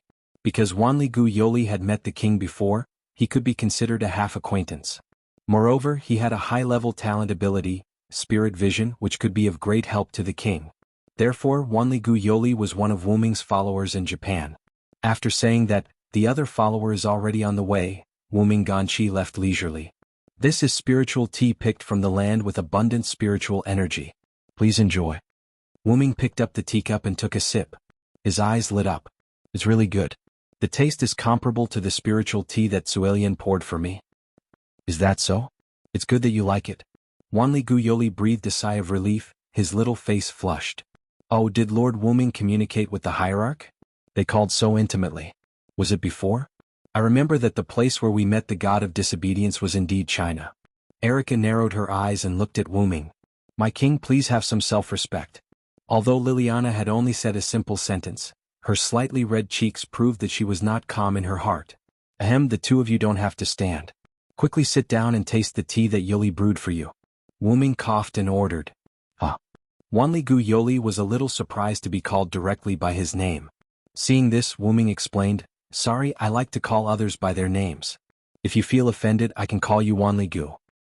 Honorable Demon King, please forgive the god of disobedience. If I offended you, please only punish me and don't affect the surroundings. Wanli Guyoli immediately sat down and apologized. Wu-Ming was a little helpless. Did he have to be cruel because he was a god slayer? He was not like Woban Luohao. Don't worry, I won't punish you, nor will I do anything to the surroundings. Hurry up and get up. While speaking, Wu-Ming used the short pointer to activate the magician avatar. The incarnation of the magician, who used to be a young man, had the ability of the young man incarnation to control humans. After Wu-Ming finished speaking, an invisible force controlled Wanli Guyoli, causing him to uncontrollably stand up. After contacting the incarnation, Wu-Ming looked at Wanli Guyoli, who wanted to kneel down again, and took a sip of tea. If you still kneel, then I will continue to use my authority. This time, Wanli Guyu supported his body and did not kneel down. Seriously, Wu-Ming, you're really rude, Erica said helplessly. Don't worry. The king waiting for me in front of you is the easiest to talk to among the 7 kings. There's no need to be reserved. After a moment of silence, Wanli Guyoli nodded his head skeptically. Hurry up and sit down and drink the tea. It will lose its flavor if it gets cold, Wu-Ming urged and took another sip of tea. Then he glanced at Wanli Guyoli. You 2. Sit down and talk. Wu-Ming had no choice but to order Wanli Guyoli to sit down. Then I won't stand on ceremony. Excuse me. After Erica and Liliana said goodbye, the 2 also sat down and tasted their tea. It's really the best. Is Wu-Ming's taste too high? He actually said it's not bad. Erica took a sip and was also surprised. It's delicious. Thank you very much, Wanli Guyoli, Liliana thanked him solemnly. No, it's okay, Miss Kranikar. Wanli Guyoli, who was still blushing because Wu-Ming called him by his name, quickly waved his hand and said, Please call me Liliana. There's no need to call me Kranikar, Liliana said seriously. Me too. Just call me Erica, Erica said gracefully. Okay, please take care of me. Miss Erica, Miss Liliana, please call me Yoli. Please. Wanli Guyoli bowed slightly. Of course, Yoli, Erica said with a smile. Okay, Please take care of me, Miss Yoli. Just call me Wuming. Don't call me the king of disobedience. How? How can I do that? That's too rude. Then, under the gaze of King Wuming, Wanli-gu Yoli nodded. Then Erica raised her doubts. Yoli, when you met Wuming just now, you looked shocked. Don't you know that the king you are going to meet is Wuming? This was also what Wuming and Liliana were puzzled about. That Mr. Gonzai told me that he needed me to serve the king who's coming to Japan, but he didn't tell me who it was, so Wanli-gu Yoli said softly. At this moment, Wuming put down the teacup in his hand. Then let me ask you, are you willing to be my follower, Wanli-gu Yoli? When Wuming said this, the place instantly fell into an awkward silence. Erica and Liliana did not say anything. They understood Wuming's intention. Don't worry. If you're not willing, I can let you go back. I believe that Wuming Gonzai and the official history committee behind him won't disobey my orders. At this moment, Wuming's kingly aura as a god slayer was unconsciously released. Wanli-gu Yoli raised his head slightly and looked at the king before him. After a moment of thought, Wanli-gu Yoli spoke. I want to stay. Is that so? Wuming didn't say anything. Can I know why? Then Wuming asked. After a brief thought, Wanli-gu Yoli explained. Because I have the responsibility to manage the king's daily life and watch over the king to prevent the king from doing anything that would damage the king's dignity. When he said this, Wanli-gu Yoli's face was serious. Wuming was a little helpless. You're actually afraid that I'll cause damage to Japan? Yes, the Devil King has the constitution of causing trouble. No matter which king it is, it's the same. Then Wanli-gu Yoli stared at Wuming. I have to take this responsibility and watch over you. Wuming laughed involuntarily. You really dare to say that, Miss Miko? Wuming smiled. Wanli-gu Yoli realized that what he had just done was an offense to the king. His face was full of despair. Lord Devil King, please only punish me. Don't involve Japan. However, before Wanli-gu Yoli could finish speaking, Wuming interrupted him. There should be a limit to your stupid words, Wanli-gu Yoli. At this moment, Wuming's expression became extremely terrifying. This time, Wanli-gu Yoli's face was full of despair. Well, but you met me. If it were Marquis Wuming or Cult Master Luo Hao, you'd be dead by now. Wuming's expression instantly softened. You should know that not every king has a good temper like me.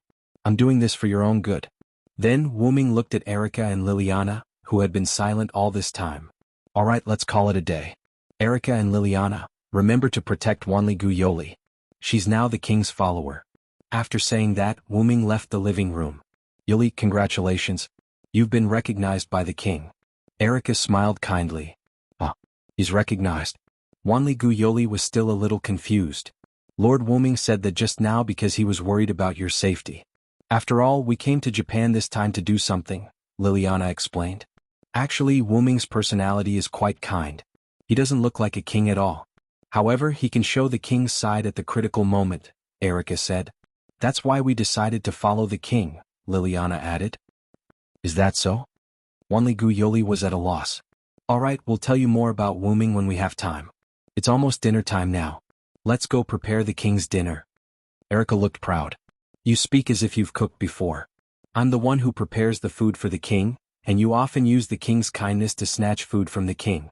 You despicable vixen. Liliana's face was full of anger. Ah, it's because Lily's cooking is too delicious. Also, once I'm hungry, I can't help but say some strange things. Erica had a sly look on her face. Like, on a night when the clouds covered the moon, he came to my room, or something like that. You, where did you know that? Liliana's face was red as she shouted with tears in her eyes. Ah, that's a secret. What? Looking at Erica and Liliana who were playing around, Wanli-gu Yoli was slightly relieved. There was actually another reason why Wanli-gu Yoli decided to stay, and that was because Lord Wuming once saved me.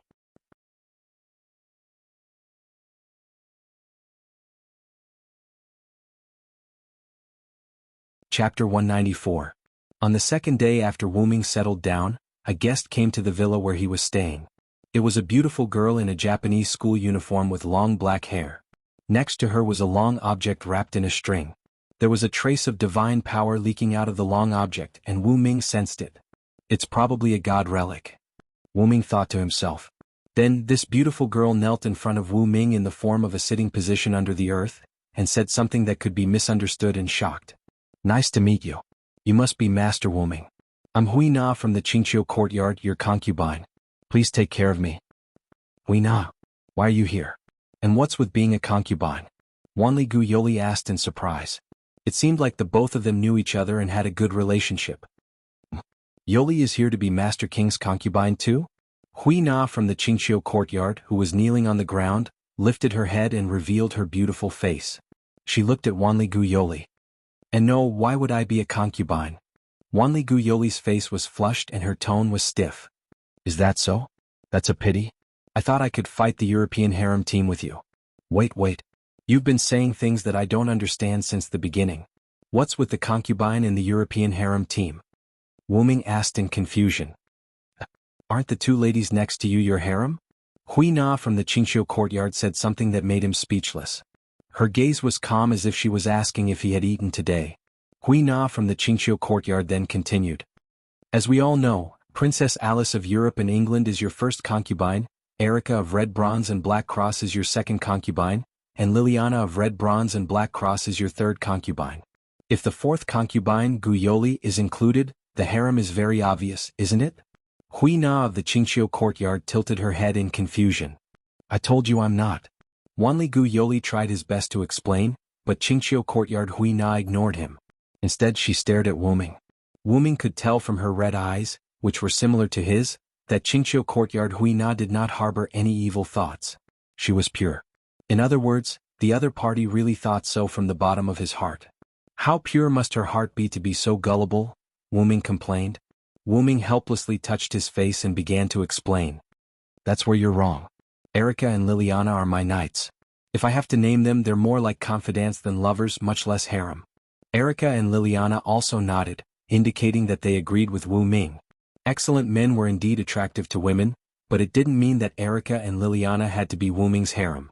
At the very most, Erica and Wu Ming had been in contact for less than a month, and Liliana had been in contact for less than a week. It could be seen that Wu Ming had not been in contact with Erica and Liliana for a long time. For now, they only had a slight favorable impression of each other. Let's not talk about the future for the time being. Right now, the two of them had a good impression of Wu Ming as if they were relatives and friends who had been together for a long time. It was not like they liked each other, let alone lovers. Harem talk was even more nonsensical. As for the matter with Alice, that was just a simple prank of mine. I didn't do anything rude to Alice. Erica knows this. Erica nodded in agreement with Wu Ming. So you're saying that the king doesn't have a wife? Qingqiu courtyard Hui Na had an expression that said, I see, I'm shocked. That's right, that's the case. Wu Ming nodded. However, Qingqiu courtyard Hui Na said something even more shocking. In that case, let's make Hui Na the king's first wife. Wu Ming looked at Qingqiu courtyard Hui Na's innocent smile. He really did not know why she would say such a shocking topic. I say you're almost done, Erica said at that moment. Don't you think it's silly to talk about being a concubine or the first wife? Erica mocked. Although Erica's words are inappropriate, I agree with her. This is really too impure, Liliana said righteously with a slightly red face. I also think it's a little rude. Hui Na has become a little strange. Wanli Gu Yoli's face was also red as he whispered. Even Yoli said that. Qingqiu courtyard Hui Na was shocked. I understand. Just as Wu Ming was about to catch his breath, Qingqiu courtyard Hui Na said something shocking again. Then, let Hui Na defeat all of you and become the king's first wife. With that, Qingqiu courtyard Hui Na reached out to the long object beside her. Stop it. Wu Ming suddenly exploded and gave Qingqiu courtyard Hui Na a knock on the head. It hurts. Qingqiu courtyard Hui Na covered the place where Wu Ming had knocked her head. With tears in the corners of her eyes, she looked at Wu Ming with an aggrieved expression.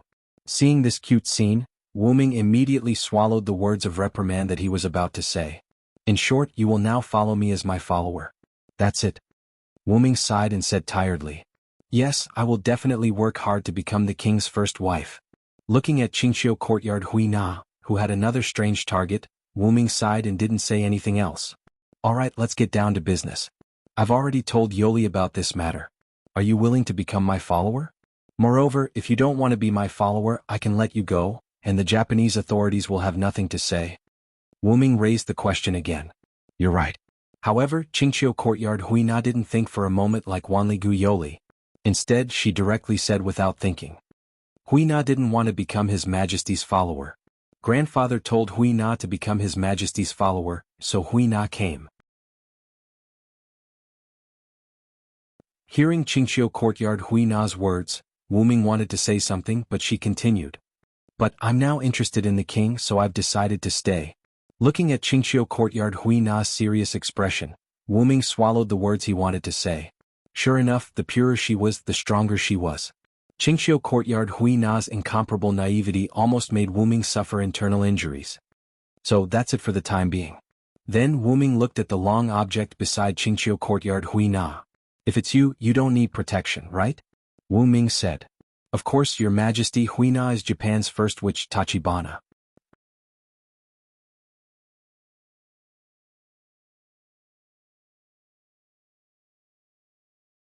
Chapter 195.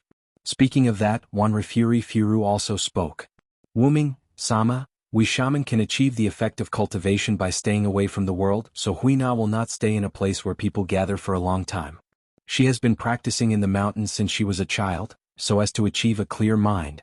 As for me, because I still need to go to school and take care of my sister, I can't live in the mountains like Hui Na. Later, Qingqiu courtyard Hui Na added. At Hui Na's level, I can capture objects that are moving at high speed. Also, my hearing is very good. I can tell who is walking by the sound of footsteps. Hui Na crossed her hands on her lower abdomen, looking like she was stroking a child. Moreover, Hui Na is also a spirit summoner. After Wanrifuri Furu said that, Qingqiu courtyard Hui Na smiled slightly, but that smile was quite proud. Spirit summoner? Erica and Liliana muttered, and they seemed to know the word. Spirit summoner? Is it someone who can make a higher level of power come to her body for her own use? Wu Ming guessed that Spirit Summoner might be similar to the job card. Yes, His Majesty is right.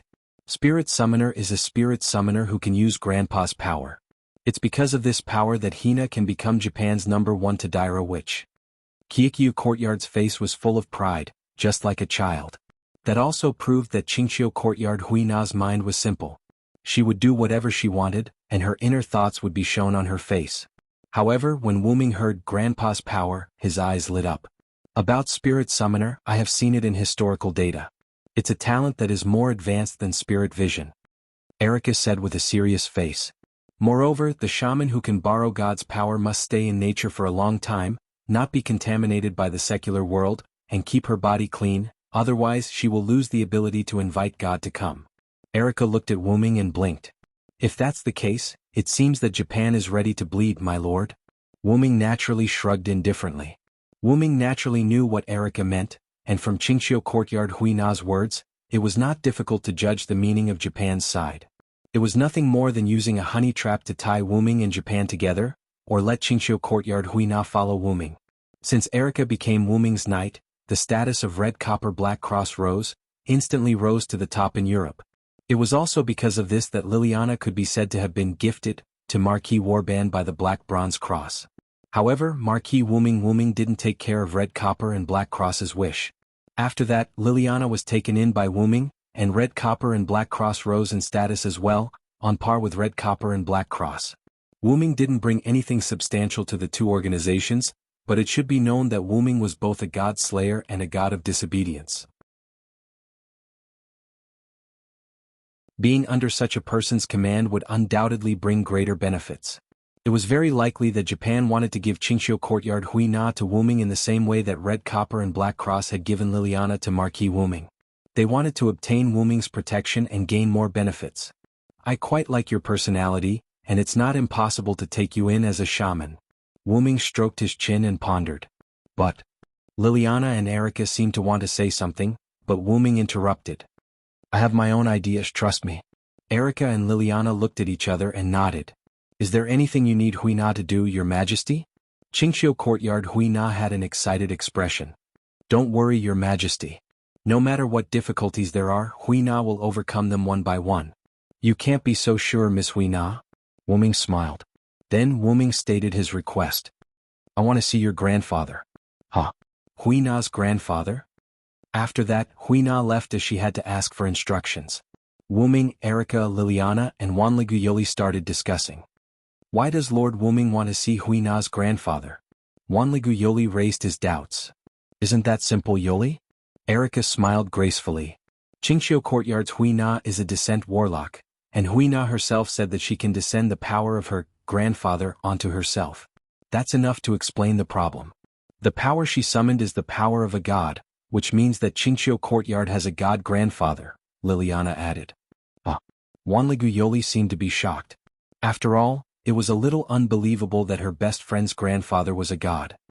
Maybe that's why Japan isn't afraid of the god slayers. Also, I have a feeling that Hui Na's grandfather might have something to do with us coming to Japan. Wu Ming's words caused Erica and Liliana to start thinking. But, although I don't know the purpose of Lord Wu Ming's visit to Japan, if possible please let me help, Wanligu Yoli said worriedly. Wu Ming and the other two were stunned at first, then relieved. Of course. Otherwise I wouldn't have asked you to stay, Wu Ming said with a smile. Yoli has a high-level spirit vision that can provide a lot of help. It's much more useful than Lily's spirit vision, Erica said calmly. What? What does this have to do with me?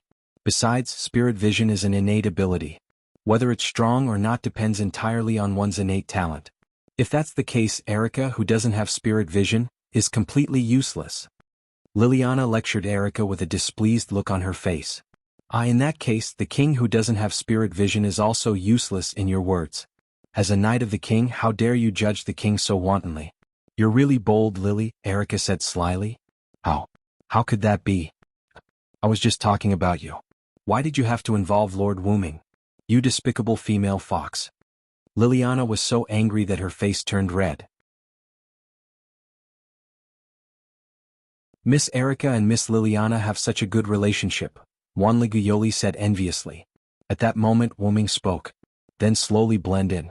If it's you, you can definitely do it, Wu Ming said with a smile as he looked at the witch Yuan who had the spirit of sacrificing herself to protect others. Wanligu Yoli was stunned at first, then smiled and nodded. Yes, I understand, Lord Wu Ming.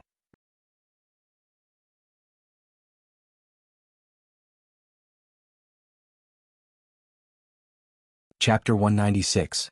After Katsura left, she replied to Wu Ming the next day. Grandpa said that His Majesty can come to Grandpa at any time, but Grandpa will not provide any help. Whether he can come or not depends on Wu Ming's own ability. Then Katsura stayed in Wu Ming's villa. Because Wanrigu Yoli's parents were basically not at home due to professional reasons, the burden of taking care of his sister was handed over to Wanrigu Yoli. In addition to going to school, Wanrigu Yoli basically stayed in the shrine or took care of his sister. Now, because of the arrival of Wu Ming, Wanrigu Yoli did not go to the shrine much except for the necessary school. Moreover, his place of residence had changed from his home to Wu Ming's villa. Because his home was some distance away from Wu Ming's residence, Wanrigu Yoli became quite busy. During this period, Alice, who was far away in Europe, said that she would come to Japan with the purpose of helping Wu Ming solve the matter of the last king. Because the prophecy of the last king that Alice saw with spirit vision was something far in the future, Wu Ming was not very anxious to solve this matter. Therefore, Wu Ming contacted Sebastian and asked him to meet Alice and escort her to Japan. After a few days of leisure, Wu Ming sat in the courtyard and meditated. In the Qingqiu courtyard, Hui Na knelt beside him. Liliana was making lunch in the kitchen. After Erica returned, she walked to the side and waited quietly. Wu Ming exhaled a long breath, ended his meditation and then looked at Erica. What's wrong, Erica? In the past few days, except for Wanrigu Yoli who needed to go to school, Erica, Liliana, and Katsura were unusually idle. Katsura practiced the witch training every day, and then accompanied Wu Ming, saying that it was convenient for His Majesty to order around. As for Erica and Lilia, apart from their daily cultivation, they would sometimes accompany Wu Ming, but most of the time, it was Erica who took the reluctant Lilia out shopping. Speaking of which, because Hui Na from the Qingqiu courtyard had said that the king only needed to eat the food she prepared, she had angered Liliana, who was Liliana's cook. After the two of them argued with each other and Liliana's persuasion, the two of them decided that each of them would take care of Liliana's and everyone's meals on different days. Today was the day Liliana was preparing food. That was why Hui Na from the clear autumn courtyard was by Wu Ming's side. Early in the morning, someone from the history editing committee seemed to have something to tell Wu Ming and wanted to invite Wu Ming over. It's just a small matter. How could we trouble our king to personally deal with it? Therefore, Erica refused the committee of history by saying, I can go, and left the house early in the morning. However, in Wu Ming's opinion, Erica was just bored here and wanted to have some fun. Something happened. The people from the history editing committee said that Bishop Luo Hao is coming to Japan. Erica looked serious. Luo Hao is coming? Wu-ming remembered his conversation with Luo Hao when he was in China. It seemed that Luo Hao did say that she would return to Japan soon. That's quite believable. It seems that Japan is going to suffer, Erica laughed gloatingly. However, Erica was right. As a god-slayer, every king had the ability to cause trouble. One god-slayer was already bad enough. If two god-slayers came to the same area, it would not be a good outcome. In the records, as long as 2 to more than 10 god-slayers gathered in each region, that region would not have a good time. As for Wu-ming, the exception was to become a god-slayer. The several battles that Wu-ming fought after becoming a god-slayer were either carried out in his own barrier or paid attention to not hurt ordinary people during the battle. After the battle, he would also use the props in Yggdrasil to repair the damaged areas. It could be said that he was the most unlike a god-slayer. By the way, why don't you call her Tsuelian anymore? Erica teased. Hui Na of the Qingqiu courtyard also turned her head slightly and looked at Wu-ming. Ahem, I was forced by Luo Hao to call her that. At that time, I just didn't change my way of calling her. Wu-ming coughed and changed the topic. By the way, do you know why Luo Hao is here? Before Erica could speak, Hui Na of the Qingqiu courtyard answered first. Hui Na knows this. That lord must be here for Monarch Ape. That's what Kaneko said too, Erica added. Monarch Ape? Wu-ming muttered this name. It didn't sound like a human or a magician. It sounded more like a monkey-type god of disobedience. I've never heard of a monkey-type god with the name Monarch Ape. Wu-ming thought about his memory and asked Kalis to search for information about Monarch Ape. Wu-ming, can you guess the true identity of Monarch Ape? Erica smiled slyly. Seeing that Wu-ming was thinking, Hui Na of the Qingqiu courtyard gave him a clue. Actually, that's a god from another country that Grandpa tricked. Hearing Hui Na of the Qingqiu courtyard say this, Wu-ming touched his chin. Hearing this hint and thinking about Luo Hao's behavior of questioning about coming to Japan, Wu-ming could almost guess who this Monarch Ape was. The great sage, heaven's equal, Sun Wukong. Erica said the name of this god of disobedience. Sure enough, from the 3 hints of other gods, Luo Hao's country and the monkey, he could only think of the all-powerful great sage, heaven's equal. Actually, Monarch Ape is still sealed. Hui Na of the Qingqiu courtyard said something surprising. Sealed? Where? Wu-ming asked. In the West Heaven Palace on Mount Riguang. Hui Na of the Qingqiu courtyard smiled. Mount Riguang was located in the Kanto region. As a tourist attraction with many shrines and temples, it attracted many foreign and domestic tourists every year. Especially in autumn, the red maple leaves on Mount Riguang were the main reason for most tourists to come. According to Kaneji Winter Horse, 100 years ago, Hierarch Luo Hao came to Japan with the excuse that it's a shame that he was raised by the Japanese despite being a hero of our country. He raised the West Heaven Palace together with the ground. But because Monarch Ape escaped to secluded world, it was left unsettled, Erica added. So, Luo Hao's purpose is to try to kill the great sage heaven's equal again. In that case, doesn't he have to first liberate the disobedient Sun Wukong? Wu-ming already understood why the history editing committee came to him. Not to mention the conflict between the 2 kings, just the fact that Hierarch Luo Hao liberated Monarch Ape and made him appear as the disobedient Sun Wukong was already a disaster. If it's Luo Hao, it's understandable.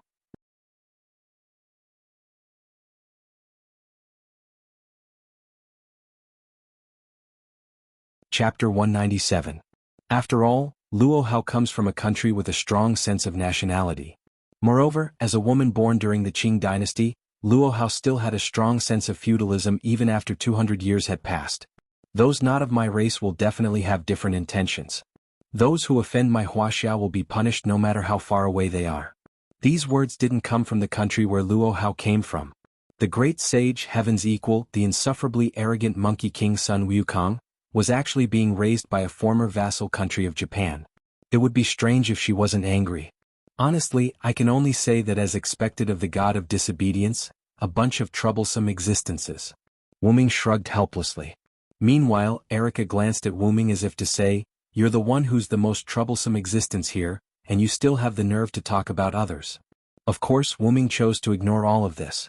In that case, I'll have to go see your grandfather, Hui Na. At night, Wu-ming, Erica, Liliana, Wanli Yoli, and Hui Na from the clear autumn courtyard gathered at a shrine. At this moment, Wu-ming was squatting on the ground and drawing something. Soon the last stroke was completed. Alright, in that case the tunnel to the soul world is completed. Wu-Ming waved his hand. This tunnel was something that Wanli Yoli and Hui Na from the clear autumn courtyard had told Wu-Ming about. Because of Kala's existence, Wu-Ming was able to easily complete the extremely difficult spell. Lord Wu-Ming, are you really going to enter the soul world? Wanli Yoli looked at Wu-Ming worriedly. That's right, Lord Wu-Ming. I still feel that this method is inappropriate. Liliana also frowned.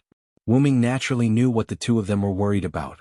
The soul world, also known as the astral world, was the boundary between life and death, the crack between the worlds. The air in the soul world was unable to allow anyone to survive. Ordinary people or even magicians, if they stayed in the soul world in a state where they had no magic power, it wouldn't take long for them to enter a poisoned state. It would only take a few minutes for them to completely die. Although it was called the boundary between life and death, if one died in this world, their body and soul would also disappear.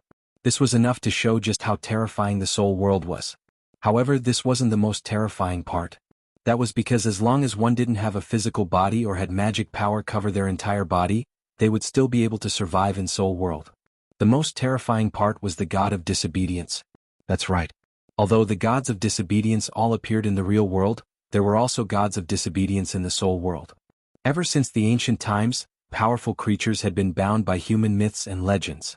In the soul world there were multiple gods including Pandora, whom Wu-Ming had met not long ago.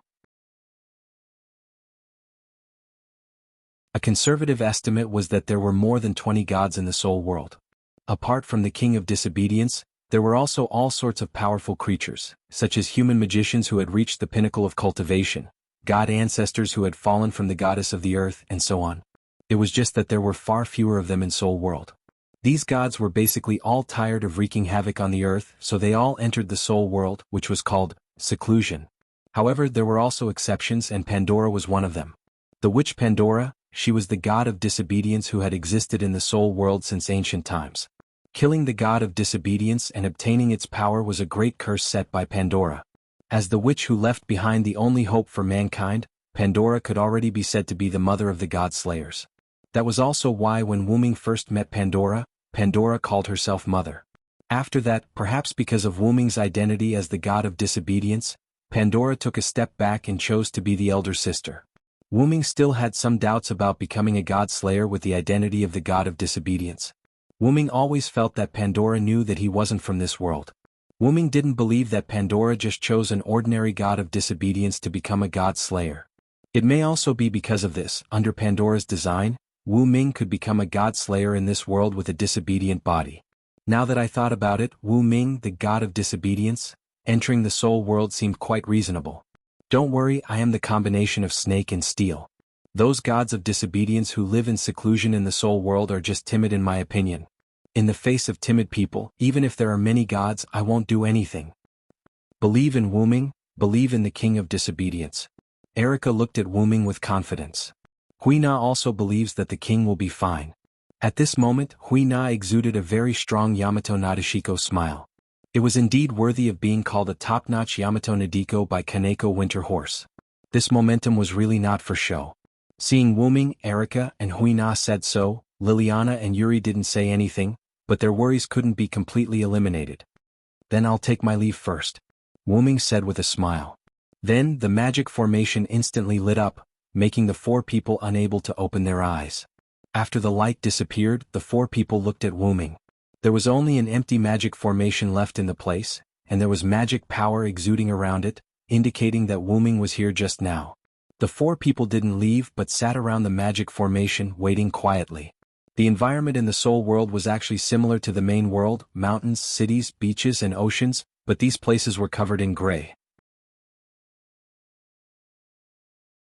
The only thing that didn't exist was that there were no living creatures. In addition to these ordinary landscapes, there were also various strange worlds in the soul world, such as abstract painting style, Cthulhu style, and other kinds of appearances that were difficult for ordinary people to accept. In addition to these natural existences, the powerful existences in the soul world, such as the god of disobedience, could also create and change the appearance of the surroundings to suit themselves. For example, when Wu-Ming met Pandora, the space she was in was a completely white space with nothing else. This was the environment that Pandora had created for herself. Inside the soul world, a ray of light suddenly appeared. After the ray of light landed, it transformed into Wuming. Wuming's current environment was a city that looked similar to the main world. However, this city was covered in gray. So, this is the soul world? There's so much magic power here. Wuming exclaimed as he observed his surroundings and sensed the abundant magic power here. Master, I can sense knowledge. At this moment, Kala spoke up while standing on top of Wuming's head. Knowledge? Wuming asked. Yes, Master. You can try to think about some things. Wuming listened to Kalas and activated the god of disobedience. Wuming instantly opened his eyes wide as a large amount of knowledge poured into Wuming's mind. Wuming stopped thinking and shook his head. This was the side effect of a large amount of knowledge instantly entering his mind. I never expected that the soul world would have such an effect as well. While Wuming was thinking about the god of disobedience, almost all the information about the god of disobedience started flowing into Wuming's mind. However, because there was too much information, Wuming instantly disconnected the information. It could be said that the soul world was a gigantic global information library. If one wanted to find any information, they could meditate in the soul world, and the soul world would instantly stuff all the information into their mind. That's right, the soul world would stuff all the information that one wanted into one's mind. Wuming thought of a word. Omniscient and omnipotent. As long as one thought about something in this world, they would definitely obtain the answer. What else could this be if not omniscient and omnipotent? Kalas, I'll have to trouble you this time.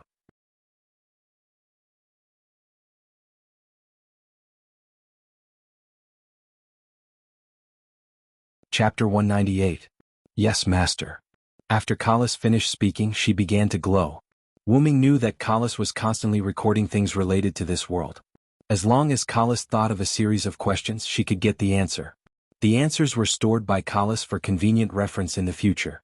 Knowledge was actually wisdom, which was an extremely precious resource. Odin sacrificed an eye to obtain supreme wisdom, which was the Lune rune. Zeus obtained supreme wisdom after swallowing the goddess of wisdom, Métis. This was enough to show the importance of wisdom and knowledge. After Kalas entered her working state, Wuming began to wander around, looking at the surrounding scenery. No wonder there are gods living in seclusion here. Although this place is a bit strange, it is still a good place to live in seclusion. With that, Wuming stopped, because a small wooden house appeared in front of him. Interesting. Wuming's mouth curled up slightly, then he walked towards the small wooden house. Opening the door of the small wooden house, he saw darkness. Although he couldn't see what was inside, Wuming still walked in. After entering, what entered Wuming's eyes was a gloomy space. In the middle of the space there were 3 people sitting. On the left was an old monk wearing an ancient monk robe. On the right was a young girl with glass eyes wearing a gorgeous princess robe.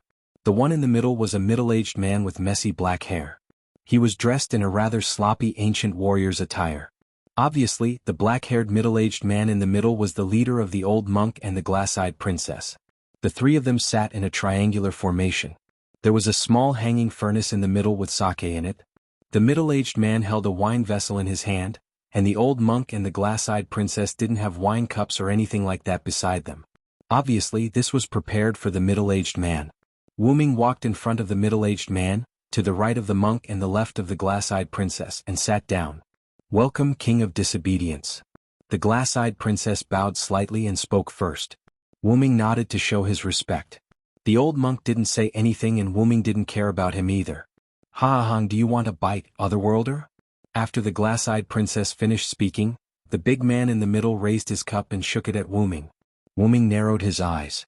It seemed that Pandora was not the only one who knew that he came from another world. Forget about drinking. I don't really like drinking with people I'm not familiar with. Speaking of which, you're the grandfather that Huina mentioned, right? Wuming asked directly. That's right. I'm Huina's grandfather. What do you think? My granddaughter isn't bad, right? The burly man said with an evil look on his face as he drank another mouthful of wine. Huina is a good child. It's a shame for her to stay under you. Wuming ignored the man's evil look and directly spoke sarcastically. Anyway, I've already given her to you. Just treat her as your witch. The burly man didn't care about Wuming's sarcasm, smiled casually, and then drank another mouthful of wine. Let's not talk too much. I don't care who the 2 people beside you are. I just want to know if the last king was hidden by you, the male life of Sisanu.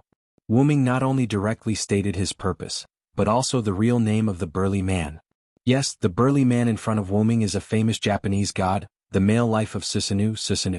Susanoo was one of the 3 sons of Izanagi and Izanami, the 2 ancient gods of Japan.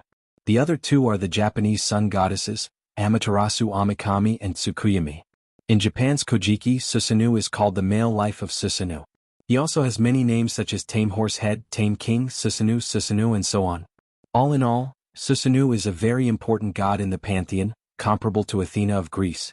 The reason why Wu Ming knew of the burly man's name was because of the long item wrapped in cloth from Clear Autumn Courtyard's Hui Na, Heavenly Cloud Sword.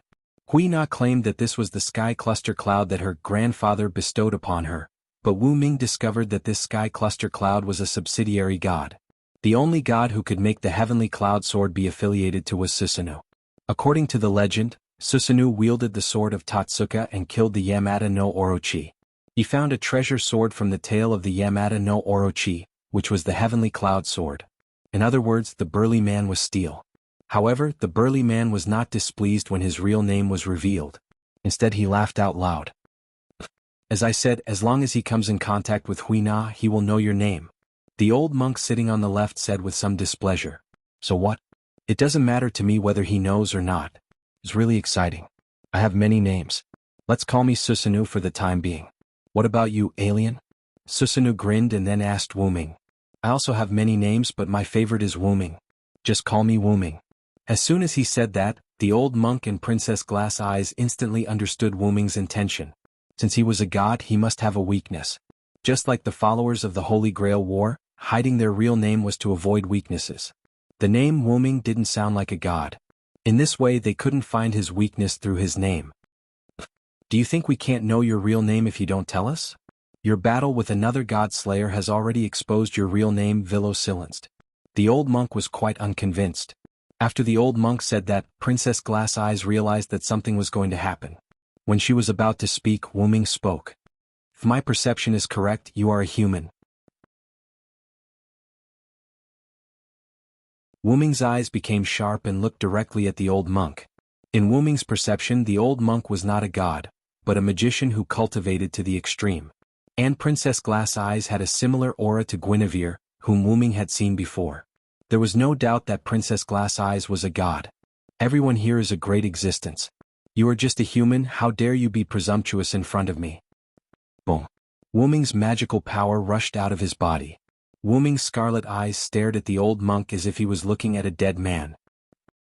The old monk couldn't move as if he was in a dragon's nest, being stared at by tens of thousands of dragons.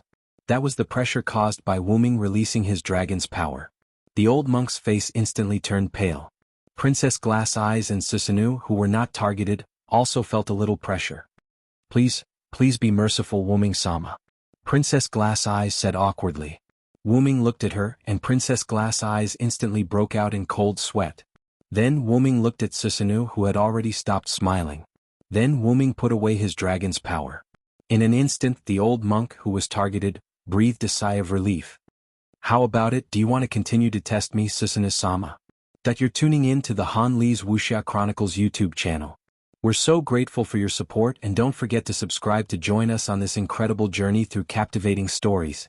Your generosity through donations truly makes a world of difference, as it's the primary source of revenue that allows me to expand and enhance this channel for you. Thank you from the bottom of my heart for being a part of this adventure.